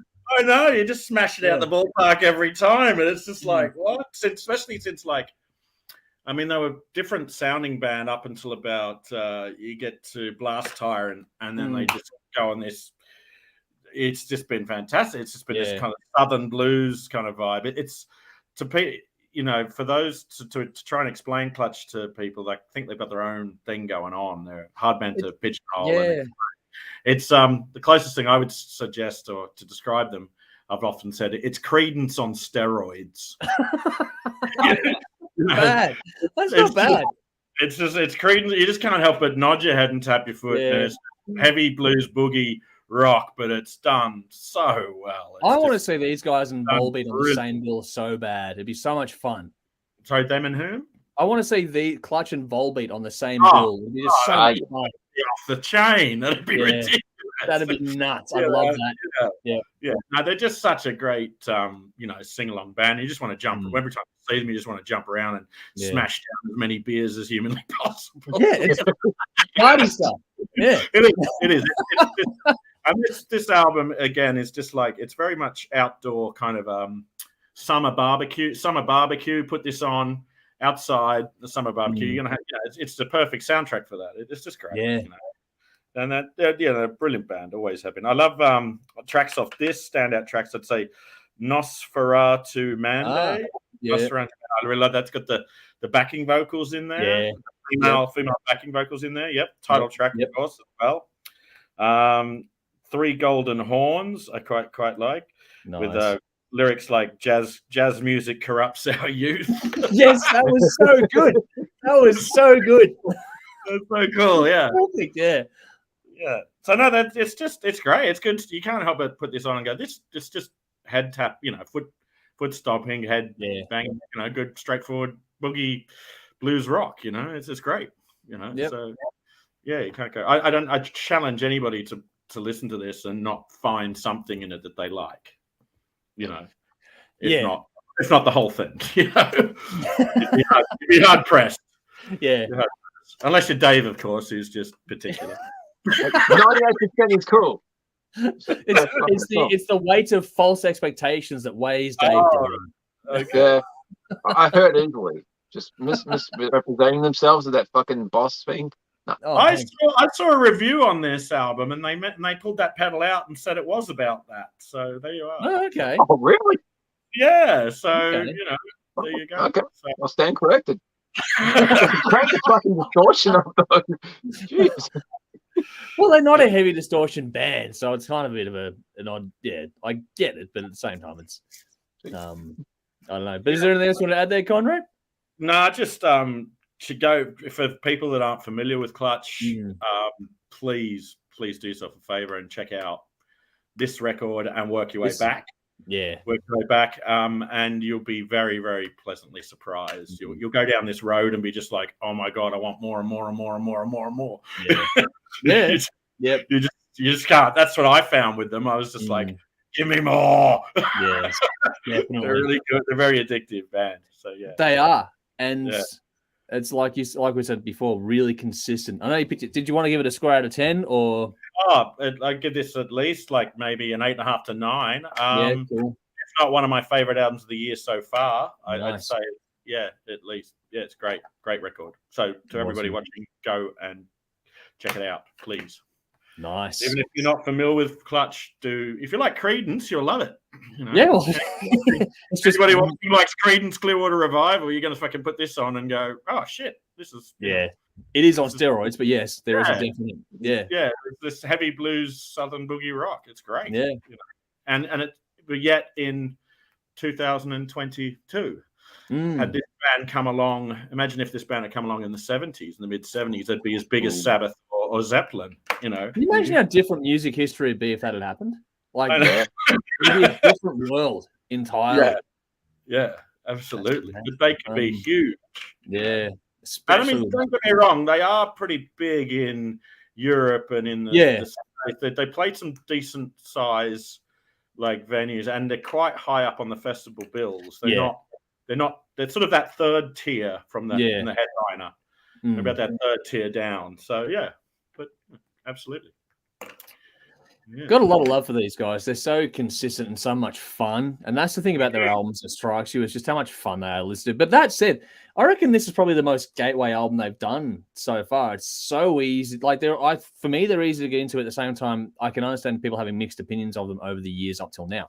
This one, I think, is just the perfect gateway album for these guys. If you've never checked them out, this is as good a place to start as any. And I reckon this is the one that'll probably suck you in and make you want to go down the rabbit hole that Conrad mentioned. You know, it's just a really damn solid album from top to bottom. This band is always heaps of fun. Like I said, this album's no different to any of those other ones before. I enjoy Book of Bad Decisions. I like this one too, and they just keep getting more fun as the years go on, if anything. I just thought that Red Alert from the opening track set the tone for the album perfectly. It's just, you put it on, it's fun, the energy's there, it's just like, boom, here we go, and just in for some fun straight away. Yeah, they're very uplifting band. Yeah. Down and miserable. If you're feeling down and miserable, this band will always put a smile on your face. You know, they're really uplifting. It's nice to listen to some rock metal. It's not depressive. You know, like, I agree. This is happy.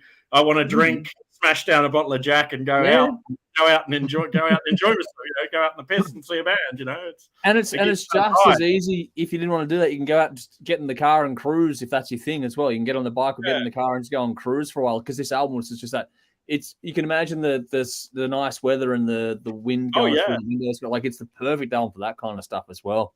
Yeah, like what do you call that? What do they call that? Like a long drive. What do they call a long drive? There's a word for that. Road trip. That's it. I don't drive. You can tell. Yeah, I know. I don't have a car. Yeah, no. This is the sort of album. We tend to drive to Queensland annually, so this is the sort of album I put on for the drive to Queensland. So, exactly. If I was going, I used to surf a lot, and I can say this would be something, if I owned a car or a van, this would be something I'd pop on my way to go have a surf. You know, just put me in the zone. You know. Yeah. Sure, definitely. As always, it's funny, we're talking about how much uplifting and fun there, but there's a huge amount of balls to their overall tone. They've got this nice grit and rumble to them as well, which will please the ones like, you know, Creedence on steroids kind of thing. It's the rumble they've got to their tone overall is really cool. But combine that sort of bottom end hit with the vocals on this, and it's a really nice one to sort of punch that sort of separates things tonally really nicely and gives you something a bit different as well, which is cool. Got great energy, fantastic riffs all across this one. They got just the right amount of fuzz in there as well. Plenty of warmth in this one. What they do isn't complicated, but it's hard to do this stuff and do it as well as these guys do. And that's the charm of it all, is that it's so infectious, so well done, so energetic, that the groove and the swing on this is just infectious. Like you said, you can't listen to this and not want to nod your head or tap your feet or whatever else. This is going to be something that's going to get you moving or you know, swaying along to this sort of stuff pretty quickly. But not only from song to song, but also the mid-song tempo shifts are really well done across the one to keep the whole thing engaging from top to bottom. On top of all that, you got some really nice harmonies. You mentioned the female vocals in there as well. They've got some great touches, that kind of stuff going on in here all across the record. If it's not that, there's, you know, nice male harmonies in there. Like, they've done a lot of layering in that regard with the vocal work, and it's really, really well done. The mix is fantastic across this one, just so well spaced out. You can't fault it. The use of Hammond B3. Hammond B3 is just such a... it's just such a beautiful iconic sound. Yeah, I love that sound. You know, it's awesome, and it works for them so well. Like, it goes off against that guitar tone and the bass tone, that rumble they've got. It just works in so well with it. It's wonderfully done. The use of space on this one, the atmosphere they've got across the record, and the way it changed from song to songs, like that Skeleton on Mars, wherever it is, that one, that was just a really cool. And that Nosferatu Madre, they had some use of atmosphere in those tracks, which is really nicely done there too. But what I like about this is sort of the swing and the swagger that comes with it, and the vocals kind of really represent that as well. So you got this infectious energy, but it's that uproarious, fun, good time thing that it does uplift you, but at the same time, there's nothing for a lot of this sort of stuff. For vocals being up front like this one is, sometimes it can be over the top or feel a bit in your face, if that makes sense. For some other bands, for these guys, they've got this knack of just knowing how just to place things just right and have that sort of, everything's done with a little bit of a wink and a nudge, and it just makes it all very charming and endearing and just sucks you into these songs. So along with the lyrics and the storytelling, it's all just really captivating stuff, the way it's presented. Great hooks, makes these songs to the memorable across this one, and this would be so much fun live. This would be so much fun live. These songs, I've seen these guys probably about 10 times now, and every time I'm just like walk away, just fucking going brilliant. You know, amazing every single time. Yeah, it's like watching it's got like a black soulful. You can imagine going into a southern church, like a Baptist southern church, and seeing a black preacher doing his thing. You know, he's got that vibe to it. It's got this black soul preacher vibe to it, and it's awesome, and it rocks. It's just like it kicks ass. So really has that nice feel to it. And being able to present that on a record is pretty tricky, and they do it really well. Like you just feel that what you see is what you get when it comes, what you get on the record, what you get live. You just know there's not going to be any trade-off in quality or experience. If anything, it's probably a step up on the live experience versus the studio album, for just the vibe of the room, and that is what you feel like when you're listening to these albums. So for me, it just makes you want to go and see them live when you listen to these songs. I love how the quirkiness of they got the really quirky lyrics, like this really quick, like stuff like jazz music corrupts. Yeah, exactly. They got some really deep and meaningful lyrics on some of their stuff, like really deep and meaningful and contemplative, like Pink Floyd level contemplative, and then there's this other really quirky, silly stuff in there as well. And it just makes you laugh and smile, and it's fun, you know. Yeah, it's almost Mike Patton-esque in a little way. There's always this silliness to things that can, without the perversion. Without being over the top. Being sick and perverted. I really just to do this and to do it well is very tricky, and that's like I said, that's half the battle won right there. That, and they've done all the little bits and pieces there too. Like they use bass and drums to drive the Nosferatu Madre thing. And then you've got other ones too, like there's little trippy touches in things like Skeletons on Mars. It's got a bit more of a stoner vibe on that one too. So the album's, it's a shorter one, but it's not, they've packed a lot into it. It's got a lot of bang for buck. It's only 33 minutes, and you're just like, oh my God, that was so entertaining. That went fast so quick. It's like, leave it, because it was really entertaining. It's so easy to repeat spin. Despite what Dave says about the opening track, it's so easy to repeat spin. No skips. We love the use of theremin. You never have too much theremin. Never have too much theremin. I love theremin. Theremin and cowbell. I could do with an album just with theremin and cowbell. Here we go. Boys to Cult. Here we come again. All right. Got a special on them next year.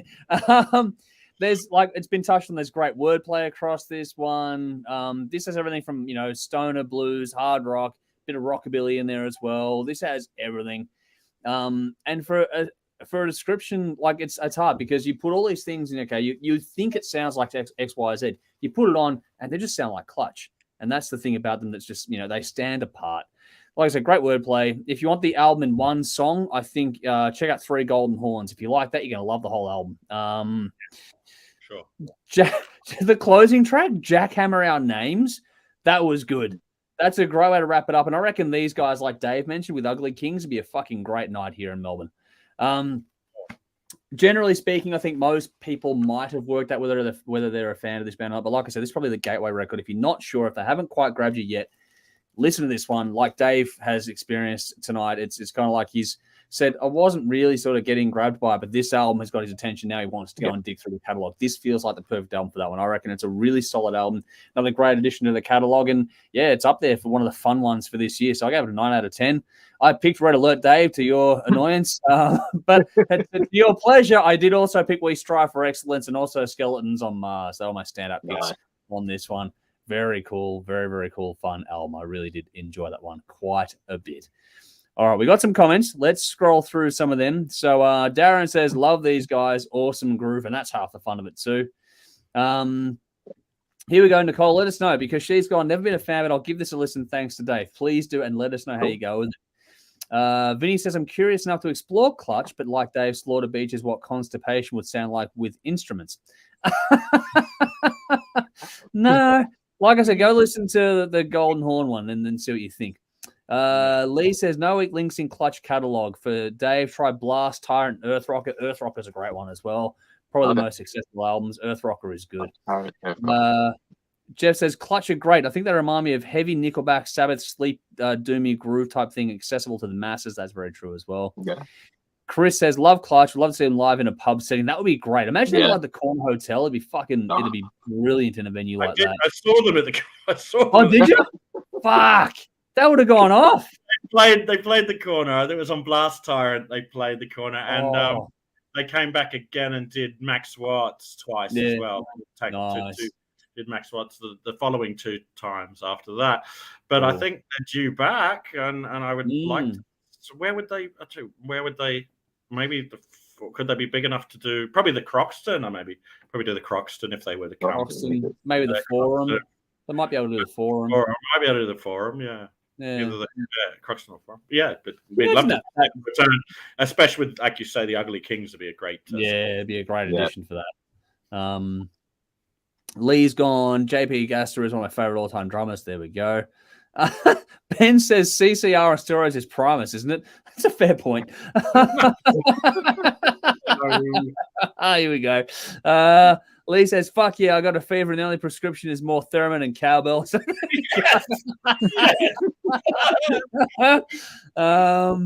Darren says, pretty sure I saw them live at Soundwave 2014. Nice. Jeff says, I'm not sure why, but the singer of Clutch reminds me of Negan from The Walking Dead. Yes. I do get the one as well. He's gone, do you think maybe inspiration for Negan? Don't know about that. That's an interesting question, though. Michael's gone, played the Corner, just like we've been told here. Was it 2008? That's the year? I don't know. I can't remember the year. Look at me. Lee's gone. They played the Forum last visit, so I guess that answers that question for us. They can do the Forum. They can pull that. They can play the Forum. Clearly, the Forum's a great venue. They can do so much in there. I saw Devin Townsend. The Forum was fucking fantastic. I just saw Sisters of Mercy there. Oh wow! 2 weeks. Sisters of Mercy were just there last week before. Yeah. So there's some good. That one. Brilliant venue. Underrated venue, I think. It doesn't get talked about enough. That one. It's lovely. It's like a proper theatre. Proper theatre. Yeah, it's great. Yeah, the lighting you can do in there would be fantastic too. Just for the record. All right. Next up for us tonight is the King of the Riff section here. So I don't know how familiar you are, Conrad, but while I got you here, we'll get a quick sort of thoughts from you as well. Tonight's little battle is Black Sabbath Volume 4 versus Scorpions' Lonesome Crow. 2 iconic albums, and got a lot of love for both these albums out there as well. But Thor, do you have an opinion? Which one are you gonna? I'll probably go Black Sabbath Volume 4 for this. But I mean, you're talking about Scorpions. I think it's probably going to be Michael Schenker. So I guess UFO comes into that as well. So UFO put out some brilliant riffs as well. So I guess that's Schenker. It's Schenker, really. Schenker and Iommi. And Iommi. But I mean, I'm probably not as familiar with. I don't think I'd be as familiar with the Scorp stuff as I would with the Sabbath stuff. So that's a difficult one to call when you're not as familiar with the material. So so out of familiarity, I will probably say Sabs on that one. Yeah, just due to the fact that I'm more familiar with it.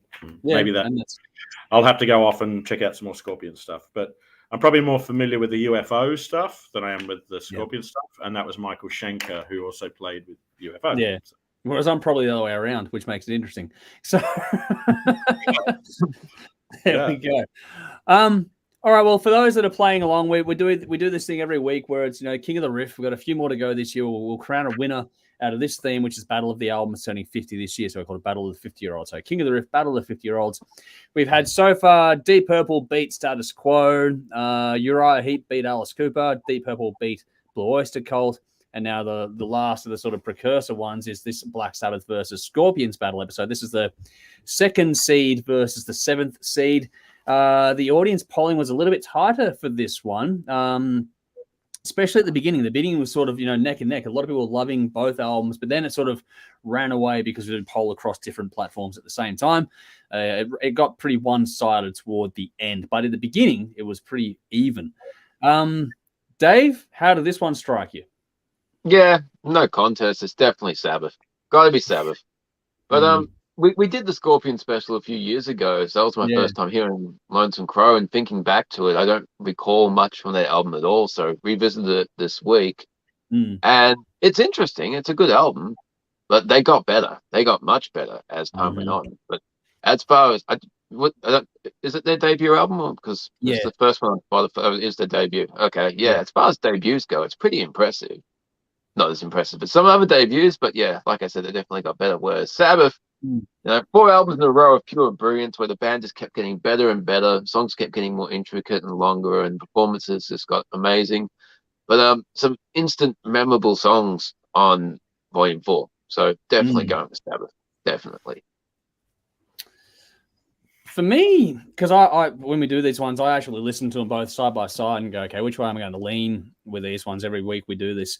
And for these two, it was kind of funny because I tried to listen to them a few times, and then it was that weird case where one album is better than you remembered it being, and the other one is not as good as you remember it being, which is kind of quirky when you start digging into things a bit deeper. And it's like, shit, I give this one a little bit too much credit, and I give this one not enough credit when you dig into it a bit. They both have great songs, and they both got that vintage 70s thing where they're getting into the stone rock, exploring their sound and playing with the space. Like some very open compositions going on in both these albums, actually, which was more of a surprise on the Sabbath one than I expected, to be honest, from memory. Because you always sort of go to the hits on that album, and then you sort of, the deeper cuts don't stay with you as long. And I think that's what it kind of boils down to in the end for me. I think that if anything, Lonesome Crow probably has a better overall display of pure talent between the playing, the vocals, all that kind of stuff. They weren't on a bloody coke binge at the time, and you can tell. So, you feel as a better pure musical representation of talent on Lonesome Crow. But that said, Sabbath Volume 4 has by far and away the more memorable songs, which is kind of what makes it stick in your mind at the end of the day. You've got, talent and expansive stuff versus some punchier stuff. But yeah, it just, for me, one of the downsides to Volume 4 was the rehashing of the riff from NIB on Under the Sun toward the end of the album. It's like, okay, why did you need to do that? I know you're on a coke bender, but I didn't see, I didn't really pick up on that until I started really deep diving onto this one. Going, it's kind of confusing to me, but there's just sort of a bit of an odd choice there. And that's why you sort of go back to it and okay, Black Sabbath Volume 4, it's revered, it's loved, and it's like, but you deep dive into it, it's a good album, don't get me wrong, I'm not shitting on it, but is it as good as you remember it being when you think about the hits versus the whole album as a listen? And I'm not as convinced as I once was on that front, whereas Lonesome Crow to me was better overall than I remember it being. But that said, when it comes to this kind of stuff, it is the songs that stay with you that kind of sway your mind, because while Lonesome Crow is really good in my opinion, I think that Black Sabbath Volume 4 just has the songs to beat it. So you can take your pick in this regard. But for me, songs like Tomorrow's Dream, Supernaut, Snowblind alone carry the victory for mine in this regard. It'll be interesting to see what happens in the next round. But for me, I'm going to give it to Black Sabbath Volume 4. But it's a lot closer to me than I thought it would be. I thought it was going to be pretty one-sided listening to it going into it. But when you start digging into them both and listening to them a few times, like, oh, actually, it's a bit closer than you think when you start listening to both those albums. So, yeah, I don't know. give us your thoughts out there, folks. We'll see it. I'll see if it's just one-sided in these comments here in the stream tonight, but it's unanimous here tonight for us three going back with Black Sabbath Volume 4. So they'll move on to the next round, which means they will face off against Deep Purple Made in Japan in the next round. So not next week, the week after will be that one. Next week will be Deep Purple Machine Head versus Uriah Heep Demons and Wizards. That'll be an interesting little battle there. And then you got after that will be Deep Purple Made in Japan versus Black Sabbath Volume 4. So that's the winner this time around. Let's see what the comments have to say about this one. Probably a few. What have I got here? So Darren says, while I love Schenker, it's Volume 4 all the way. Man Family, good to see you again. They're going Volume 4 for sure. Michael says, Scorpions Lonesome Crow was debut album versus Volume 4. That's true. Bash said, just found out the UFO released a new album last month. Must give it a listen. That passed me by as well. There you go. Jeff says, I have to go with Sabbath here, although much has to be said for the Scorpions debut album with a 16-year-old Michael Schenker on guitar. I agree with Dave. Scorpions got much better with Uli John Roth. That's there as well. Raised on Rock and Roll Radio Show with Mark and Sassy says Sabbath on points. So there you go. And there we go. Edge Crushers, good to see you again too. They're going to Sabbath by a bit. Scorpions got better after this. And Michael says, with these two albums, Hamburg, Germany compared to LA, thoughts on production? Whew. Actually, that's a good question. Thing is, on these two albums, I find that a hard question to judge because Iommi kind of took over the reins and they were on a bender. So I don't know if you can really, from pure perspective, take a bit sonically. Whew, that's a tough one. Which mix do you prefer out of those two, Dave? You listen to them both. I'm not really a production person, but I think the Sabbath album sounds better in the earphones while I was listening to it at work. And every time I listen to that album, fucking effects gets me. I'm like, what's that fucking noise in my ear? It comes out of nowhere. Yeah. But yeah, the Sabbath album sounds great. The Scorpion one, no, it just sounded a little bit dated to me. Whereas I know they've both been remixed, but yeah, Sabbath holds up after all these years. Yeah. Well, speaking of dated albums, we'll get to one in a minute. But as a precursor, but for me, Sabbath is punchier and grittier. Lonesome Crow is much more balanced and artfully done. So if I was to be a pure production nerd, I think the balance and space in Lonesome Crow might just pip Sabbath, but the raw heat from the mix in Sabbath makes it really hard to ignore at the same time. So they both have their pros and cons to them. It's hard to pick, but yeah, if I had to choose production style, I'm probably going to go with Scorpions just because it's slightly better balanced. You can hear more of what's going on. The layering was more in depth in it, but people might not like that take. I don't know, but that's what I think on that one if I had to choose, but I don't want to choose, if that makes sense, because I like them both. They both sound great to me. Jeff says, according to the wiki, the Scorpions are the biggest selling German band of all time, somewhere around 100 million albums. They have sold a shit ton, a metric shit ton of records. They are a lot better than people think and probably have been for longer than people recognize as well. Just because they're not big in Australia doesn't mean they're not a big band. They have done a shitload of good things over the years. They are extremely important to music history. Vinny says, I think Laguna Sunrise is so underrated. Surprised it hasn't appeared on a movie soundtrack. That is very true. Yeah. Under the Sun's fucking great too. Love that song. They had a good little, some good little instrumental pieces. So, don't know. But anyway, that's the King of the Riff for this week. Next week will be a different one. I'll get to that as we close out things. Is there anything else you want to add there, Conrad, before we let you move along? I'm good, but thank you yet again for having me and your audience as well for having me. Yeah. And I look forward to coming back hopefully sometime soon. We will get you soon. We'll get you and Jeff at the same time. We'll have that rush off between you. Dave's just going, fuck. We talk about instrumentals. I'd be interested to do that concept album thing. Yes. Yeah. So for those playing along at home, Jeff wants to do a Canadian special and Conrad wants to do a concept album special. So keep an eye for those. Don't have time to do it this year, but we'll bookmark those ones for early as possible in the new year. Next year's packed out already. Next year's it is. It's going to be a massive year. Like, we've got so much to do. It's not funny. I haven't even started that list. You know, Dave, like the people behind the scenes, and I do a massive list of what albums have anniversaries. Like, it's pages and pages long that I do every year. I haven't even started that, Dave, and we've already probably booked out half the year. Yeah, easily. It's crazy how much we've already sort of got in our heads to do next year. So we're looking to have a big year to see how we go. We'll try and keep up as best we can, but there's a heap going on. What do we got here? Michael says, well answered from you both regards production. Well, thank you. We try our best. Sally says, Sabbath sits really well in my ear. Scorp's not so easy in this case. And Jeff says, I'm there. Just say when. We'll tee it up and we'll have some fun with everyone. Before the year wraps up, we'll make sure we get you both back in appropriately at the same time and have some fun as things move along. But for now, we'll leave you there, Conrad. Thank you so much for joining us and really appreciate you jumping on. Hope you've had as much fun as we've had with you here. Always. Thank you very much. Thank you for having me. And I'll see you, Dave, probably at Aylestorm if you're going to Aylestorm, or either of you. Possibly. Cheers, man. The Northcote Theatre, I believe, next week. Yes. Yeah. Next week. Yeah. Groovy. All right. Enjoy. Take it easy, and we'll see you again soon, mate. Look after yourself. Cheers. Bye-bye. See you, mate. What do we got here? Sally says, thanks. Bye, Thor. So there we go. Got some love there. And Lee says, if unfamiliar with Scorpions, check out Live at Vuck in 2006. Uli John Roth and Michael Schenker as guests. Damn great show. That would be a good one to watch. That would be a very good one to watch. All righty. I've got one more comment here. Vinny says, hail Asgard. So there we go. Oh, it's not going to get old. That's a thing now. It's stuck. That ain't going anywhere. All right.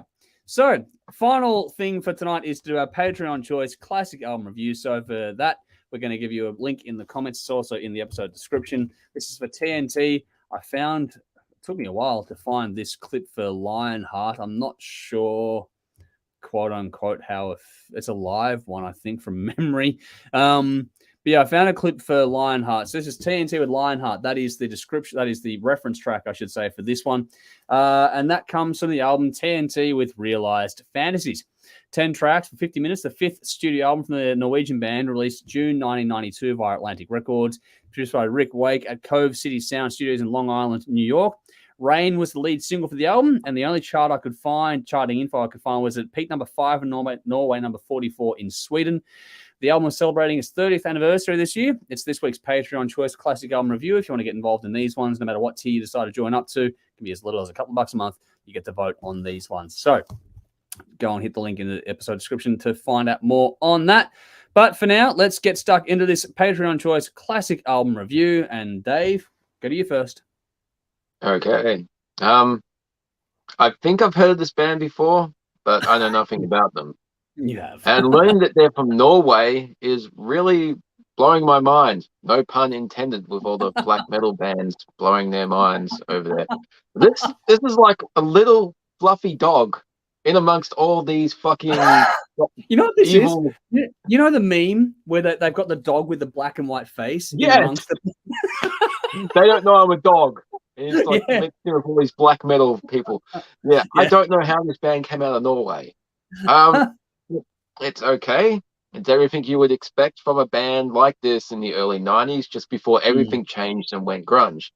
And to be honest, listening to this, I can understand why grunge happened. Oh, here we go. You know, if a 12-year-old kid asked his parents for a Guns N' Roses or Skid Row or Motley Crue album for his birthday, and his parents didn't want him listening to those bands, they'd give him this. Let's give him that nice TNT band. They're lovely people. This is really nice. Not I like the tone of your voice when you're saying the word nice. They don't fit together, those two aspects. No. There's an old song, Nice Boys Don't Play Rock and Roll. But here we go. Yeah. You know, musically, it's great. The good riffs, the solos are cool. Shredding up and down the fretboard, hitting every fucking note. I love that stuff. Musically, it's cool. It's the lyrics that let me down. You know, songs like Downhill Racer and Mother Told Me, you know, it's boring and it's rock and roll. You don't listen to your mother. What the fuck? I don't care about the subject matter. There were plenty of 80s hair metal bands that play just as well or better and have better songs, better song topics, a bit of edge, a bit of sleaze, a bit of dirt, a bit of grit. This is all fucking... I'm buttoning each button on my shirt and I'm not going to make sure I got any lint anywhere. This is all nice. Yeah, it is very safe. Yeah. My first casual listen, it was okay, but with each subsequent listen and the lyrics really started to shit me, my scores got less and less and less. No. Oh no! It's a shame because the singer's got a good voice, but much like Striper, the voice is good and the lyrics are shit. Oh. This guy and Michael Sweet can both sing for Rush. They got better voices, but Rush had better lyrics. They would be much better if they were an instrumental band. It's not all doom and gloom. Rock and roll. Tony Harnell's a pretty good vocalist, man. Check out Tony Harnell's other work too. Tony Harnell's a pretty bloody good vocalist. He was in Skid Row for a while, wasn't he? I think so, from memory. Yeah, briefly. Yeah. With the worst fucking promo picture we've ever seen. Just speaking of dogs in Norwegian bands. Anyway. Towards the end of this album, there's a song called Easy Street. All I can say is no. Just no. That's fucking terrible. Like, God. Yeah, that was a B-side. It didn't make me personally want to listen to Nirvana, but I can understand why people would want to after hearing this. My score kept dropping. It got to 4, and I'm dropping it to 2. Wow. Yeah. No. Just no. If it's instrumental, yeah, but no. This is painful. Jeez. All right. Well, I'll get to the comments. I see some comments coming through. I'll get to those ones. Oh, yeah, we are getting some comments. Okay, I've just had a quick look. I haven't read them yet, but I'll get to that. I'm going to disagree in a lot of respects, though. I do understand where you're coming from, but I am going to disagree with you on just fundamental execution, I think, of this one. But like what you said, it's funny how we both came to the same conclusion. Even though this was released in 1992, this feels like a top shelf 80s album. It's well and truly, it was late when it came out, and it's later now, kind of thing. It doesn't, the dating of this one's pretty harsh, which is unfortunate. But taking this album in a bubble, which you should try and do it musically, historically, you can see why TNT didn't get the same cut through as other bands did, because and I've got another note of this later on, but in its own little isolated bubble, there's some great lead guitar work on this one. The solos have all the flash you want, like Dave mentioned. It's got all the up and down the fretboard. It's right from the opening in Downhill Race. You know exactly what you're in for. But I also liked how there was good space left for the drums and the bass sort of drive things along nicely. I think the mix was really well done overall. Some great space, great layering in this one. Sonically, it's held up well over the years, so it doesn't sound like it's bad production or aged production. It's the songs that have aged, not the sound of it, if that makes sense. There's some clever ear candy in that mix as well. Like the use of different tones from song to song was really cool. Like Mother Warned Me, I know that lyrically it irked you, but the sonic shift in that one was a really nice touch and came at the right point in the album to keep things moving along, which is good. The way they use tonal shifts and the production to keep things moving was probably important, made this album better to listen to overall than it probably would have been on its own merit otherwise. I think the performances are great on this across the board. The standout for me is Tony Harnell and his vocals. I think he's an underrated vocalist. I think he's incredibly good at what he does. So they made him the focal point on this album, which makes sense perfectly. And whether you like or don't like the lyrics, his vocal performance is fantastic. There's heaps of talents all around him, though. Like everyone here, especially between guitar and vocal, is just talent for days in this band. You can see why Rain was chosen as the lead single in this one. It's got a very catchy hook. It's all around. These songs are very well written. That single was perfect for radio, but it was perfect for radio the decade prior, not when it came out, which is where it starts to sort of fall down a little bit for me in the years gone by. It just came too late. It's a fine record. It's a good one. If it had came out in 88, it might have had a chance. Coming out I think it came out 5 years too late, ultimately.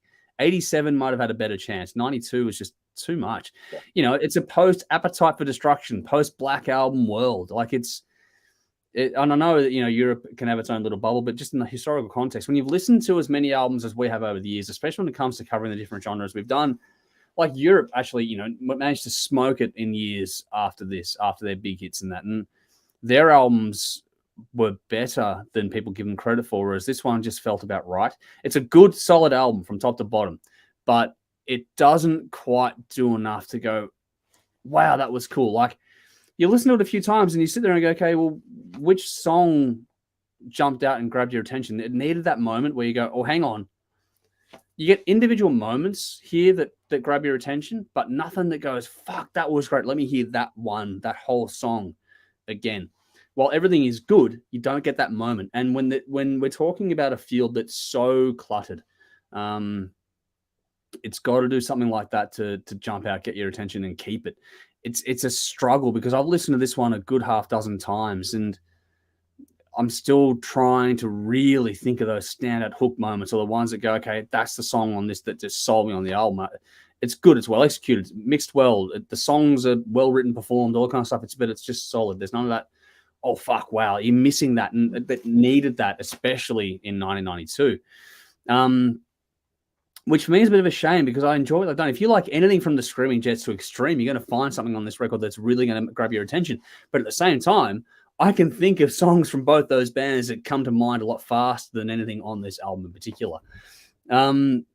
If you want what you want from this era, this gives you all that sort of stuff. But at the same time, yeah, just missed that light bulb moment. Easy Street, that was a B-side to a single. It didn't need to be on the album. I don't know why they did that one. The back third of the album was an interesting way to close things out too. I think that, yeah. Sorry? Interesting as a word for it. Yeah, it was I know. Painful. The problem is that after Rock and Roll Away, that kind of felt like where the album kind of fell off a bit for me, because what happens there is that the closing track on this one, Indian Summer, just it made me ponder a question, which would be a good hot topic or something for another time. Is that how important is the album closer? Because the last few tracks on this one, I think it's really important to close an album strongly, and they didn't do it in this one because it makes you remember it more, because the last things you hear are the ones that are going to stay with you. If you don't have like a really big light bulb moment in the album, the last few songs are really, really important because they're going to be what stays with you and listen from start to finish and make you, okay, you want to go back through the journey again. It didn't have that. There was nothing at the end that made you really jump up and go, fuck, that was cool. I'll go back. It just sort of faded off. It just went, here's good, and then it goes boom, and just sort of, nosedives toward the end of it, which is a bit disappointing because, again, nothing to do with execution and that, but it's just like, okay, what are you trying to give me with this album? It's sort of like, I don't know. I feel like I'm being harsher than I want to be. I'm not going to be as harsh as Dave in my score, but it's a feel-good album. It does all the right things, ticks all the boxes, all that kind of stuff, but it doesn't do anything to really leap out of the pack. And the problem is that there's a big fucking pack of bands doing this sort of stuff, and they were all doing it earlier than these guys were at this point in time. So in the whole context overall, it's kind of hard to rave about it. It's a good, solid album, but there was someone when we were doing this in the Patreon chat about it, they were saying they listened to the album once, put it away, and kind of forgot about it. And I can understand why. They said nothing wrong with it. It's just you play it and you put it away, and it just does. If you put this in your music collection, what makes you want to go and pick out that CD or that vinyl? It doesn't have that moment, and that's the downfall of it. It's well done, well performed, well written, well produced, all those things. It's a well executed album, but it just doesn't have that bit to it. So it's a bit unfortunate because, yeah, the talent deserves better, if that makes sense. That's on display, like between the guitar and vocals in particular, the talent deserves better than what you're giving it here on this album. So for me, I'm not going to be as harsh as Dave, but it's worth spinning at least once. I'm just not sure how often you'll go back to it afterward. It's worth listening to. It's an enjoyable listen. Just not sure how many times you'll go back to it. So I gave it a 7 out of 10. Downhill Racer, Mother Warned Me, which is funny because Dave and I are disagreeing on standout tracks all day long here. Downhill Racer, Mother Warned Me, and Rock and Roll Away are my standouts on this one. That's kind of as far as it got. But even now I'm kind of like, okay, Mother Warned Me, I can hear the hook, and that's kind of why it sticks in my head a bit. So there we go. We have comments, though. Let's see. Basher says, nice review, Dave. Which Mel says, gee, Dave, this is brutal. Conrad says, I think the word Dave is looking for is wholesome. Wholesome. Yeah. Jeff says, I think that TNT was a great band starting out. Their debut, Knights of the New Thunder, is epic. That's a good one, and I recommend it to anyone. After that, it did start to go downhill quite quickly. Knights of the New Thunder is a good record. Tom says, I think the first two TNT albums are amazing. Knights of the New Thunder and Tell No Tales are awesome front to back. Yeah, Tell No Tales is good as well. Vinny Vincent says Dave's early contribution to the bin tonight. That's probably There we go. Sally says, "Oh, well, they have good hair. That's all I got." There we go. Darren says, "Really enjoyed these guys. Not sure what Dave doesn't like about the singer or lyrics. Have you heard Motley Crue?" That's a fair point, actually. Motley Crue have better lyrics. They have better songs. Here we go. Now you've done it. Fact. They're more interesting. Here we go. Vinny says, "You honestly don't see guitarists with mouths wide open mid-solo these days. They're leaning back just like they're jizzed in their leathers." I do miss the facial expressions on solos. I reckon that's something cool. Yeah. Jeff says the guitarist Ronnie Letecro. That stupid name. He's as good a guitarist out there. Absolutely amazingly talented guitarist, but I think after the first albums, they were try-hards, just didn't work for them. Rowan says, "So yeah, I'm still a big TNT fan. They've tried a lot of musical styles over the years. This was a moment when they tried a very melodic approach." That's very true, Rowan. Also says, "I think their previous album, Intuition, is their best, while some prefer earlier and heavier, Nicer Than New Thunder, but I still go back to this album from time to time and bask in the mood." Okay, cool. It's good to get some counterpoints on that one. Darren agrees Intuition is a really good album. Jeff says, "I doubt if Realized Fantasy would make anyone's Desert Island album, and if it was, I'd be swimming for a different island." Oh, wow. It's not Dave being brutal tonight, it's everyone. Rowan says, "I love the back half of this album. Purple Mountain to Majesty, Rock and Roll Away, Easy Street, Indian Summer." See, Purple Mountain Majesty and Rock and Roll Away, I'll agree with you on. Easy Street, Indian Summer, not so much for me. But hey, it's good. Like I said, good to get different points of view. Michael says, "In 92, I was busy listening to Black Sabbath, Dehumanizer, not so much TNT." And that's another good point, too. That's a brilliant fucking album, that one. And Darren says, "Dear, oh dear, Dave."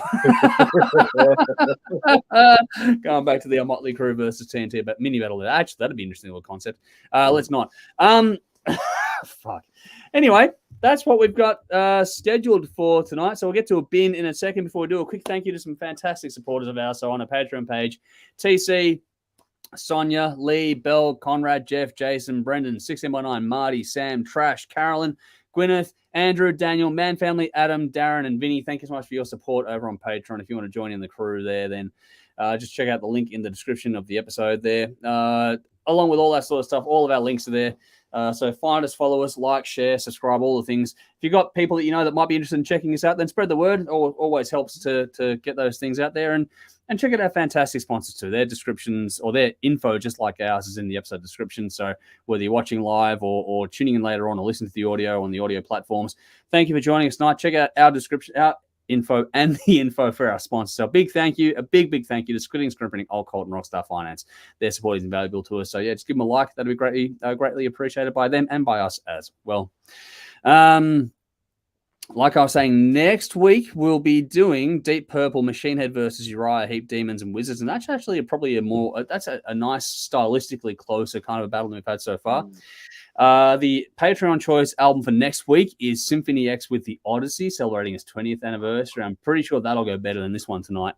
As regards other stuff, we're kind of getting close to wrapping things up for the year. I guess the only back to the Motley Crue versus TNT. Darren says, "No, let's not." I agree.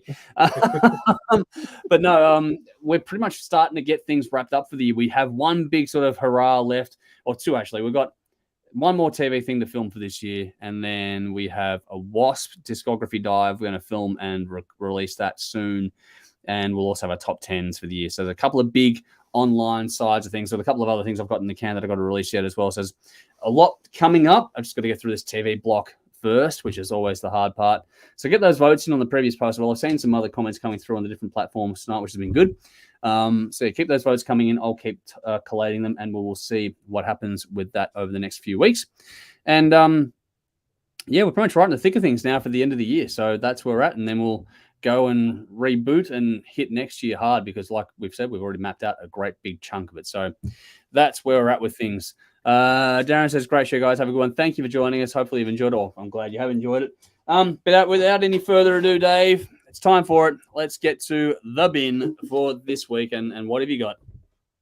I'm putting myself in the bin from last year, year before that, because I keep posting shit on Facebook about like having a good afternoon, outside it's nice and sunny, having a barbecue, listening to some music, drinking beer. And the weather's been so shit recently, we can't have a decent fucking barbecue and a nice day outside. So I'm torturing myself every time these Facebook memories keep coming up. Yeah. So I had no consideration for my future self a few years ago. So past Dave in the bin. Right, there we go. I've got a few. So one is freight times. I said at the top of the episode that I bought a new toy, and there will be results for everyone to see in due course. Give me a bit of time on that one. It's going to take a bit to get that one up and running properly, but when it does, you will see it. But so now I've got to wait for it. I bought it, now I've got to wait for it, and that pisses me off. I don't like that. But yeah, that'll take a bit. Then there's a serious one here for a second, which is I saw a post from someone who was having a down year, felt a bit flat, so they decided to put the Christmas tree early, and then they just fucking people went after them online to the point where they had to block and all sorts of stuff. It's like, really?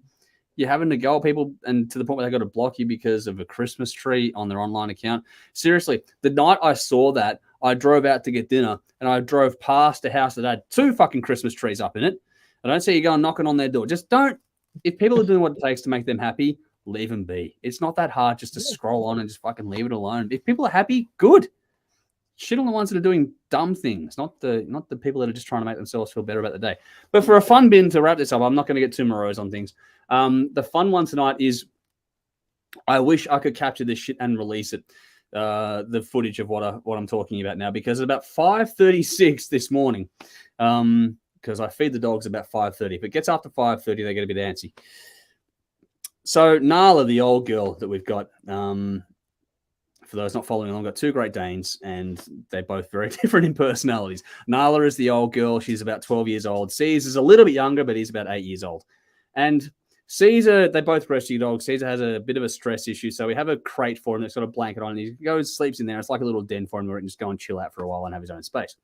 Nala is probably the single most smart-ass dog I've ever had in my life. So she will get up and because she wants the bed, and she wants the bed that he's on, even though he's been on it all fucking day or whatever else, and she's been on the other one all day. She'll just get up randomly and go, okay, I want that one now, for no good reason, just because she can. She does things like walks up to the door and barks to make him think there's someone there, so he'll run out to go and see what's going on, and then she'll go and steal the bed straight away. She does all these smart-ass things. But now she's enjoying this crate, which is silly because she struggles to get in and out of the old thing because she's old, she's got arthritis, all that kind of stuff. So she struggles, but she wants to get in there anyway just to shit him. So this morning at 5:36, she's walking around trying to get it. She goes up to the crate, looks at it, and looks at him in there, and she's like, okay, come on, move. And he's like, no, I'm just lying here doing my own thing. So she goes off, walks around, comes back, and then just walks into this crate. Can you try to imagine 2 Great Danes fitting in the same crate? It doesn't happen. It doesn't end well. So Caesar has done the smart thing and just jumped out going, what the fuck is this? But she has just walked in while he's sleeping there doing absolutely nothing. So I'm putting Nala in the bin. I love the old girl to bits, but she's a smart ass and she can go in the bin for disturbing the other dog for no good reason other than just being a pure fucking bitch about it. So that's my bin for this one. Binning my dog. I'm going to regret that, I know, but fuck, she's just a smart ass. And if I could, I've got footage because we've got cameras in the house because we keep an eye on them, all that sort of stuff. And so, yeah, it's funny because they've both got huge personalities. So we have the videos in the house so that we can, if the dog's doing something, we can just track them and see what's going on. And I just want to record that bit of footage and just put it up and go, okay, this is what the bitch does, just for no good reason at all. But yeah, that's it. That's my bin for. I got my money worth out of that one tonight. That was a bit of fun. That was a good one. It's good fun tonight. What do we got here? So, audience bins. Jeff says, my bin, and I don't like getting too political, but Trump running again. This says more about America than it does about him. How fucking stupid do you have to be to allow him to run? Absolute joke. I agree that the dude's under investigation for, what is it? Treason. And he wants to run for president again. Work that out. Anyway, Vinny says Dave Alf Stewart. But he also says, my bin tonight is the spam links coming through. I still don't need help in the bedroom. My linked account is up to date. So there we go. Yeah, also, by the way, we've noticed some spam coming through sometimes in comments on our videos or whatever else as well. So just don't engage with them. Just ignore them, block them, whatever you have to do to that. It's just a thing that's plaguing all social media these days. They find something that has some traction, especially a live video or video content in general, and they just fucking spam it. So just, yeah, I'm sorry. There's not much I can do about it, unfortunately. Here we go.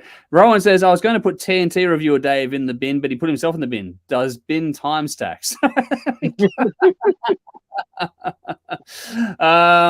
Sally says, good show, guys. Thanks. You're more than welcome. I'm glad you enjoyed it. Bash says, my two are golden retrievers. They do the same, Andrew. It makes me laugh. It's hilarious. It is absolutely hilarious what they'll do to get what they want from the other dog. It's just bizarre. But anyway, that'll do us for tonight. Is there anything else there, Dave, you wanted to tack on there? Or are we going to just mosey on out of here? I think we're done. Yeah, we'll get out of here. We're done. All right. We have more to come very, very soon. So make sure you're following because we've got a lot to get done before the end of the year rolls around. So we're going to keep you entertained for the next few weeks. We'll be back again streaming next week. Our last stream will be Thursday, the 8th of December. That's the last stream for the year.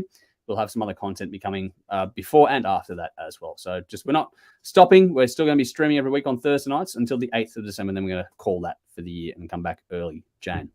All righty. That's it for now. Nicole says, thanks, guys. Most welcome. And thank you for joining us. Everyone, thank you for joining us tonight. It's been good to have so many people here with us tonight. Hopefully you've enjoyed the show. And we'll see you all again, same time, place next week. Until then, though, I'm Andrew. I'm Dave. As always, drink up. And rock on.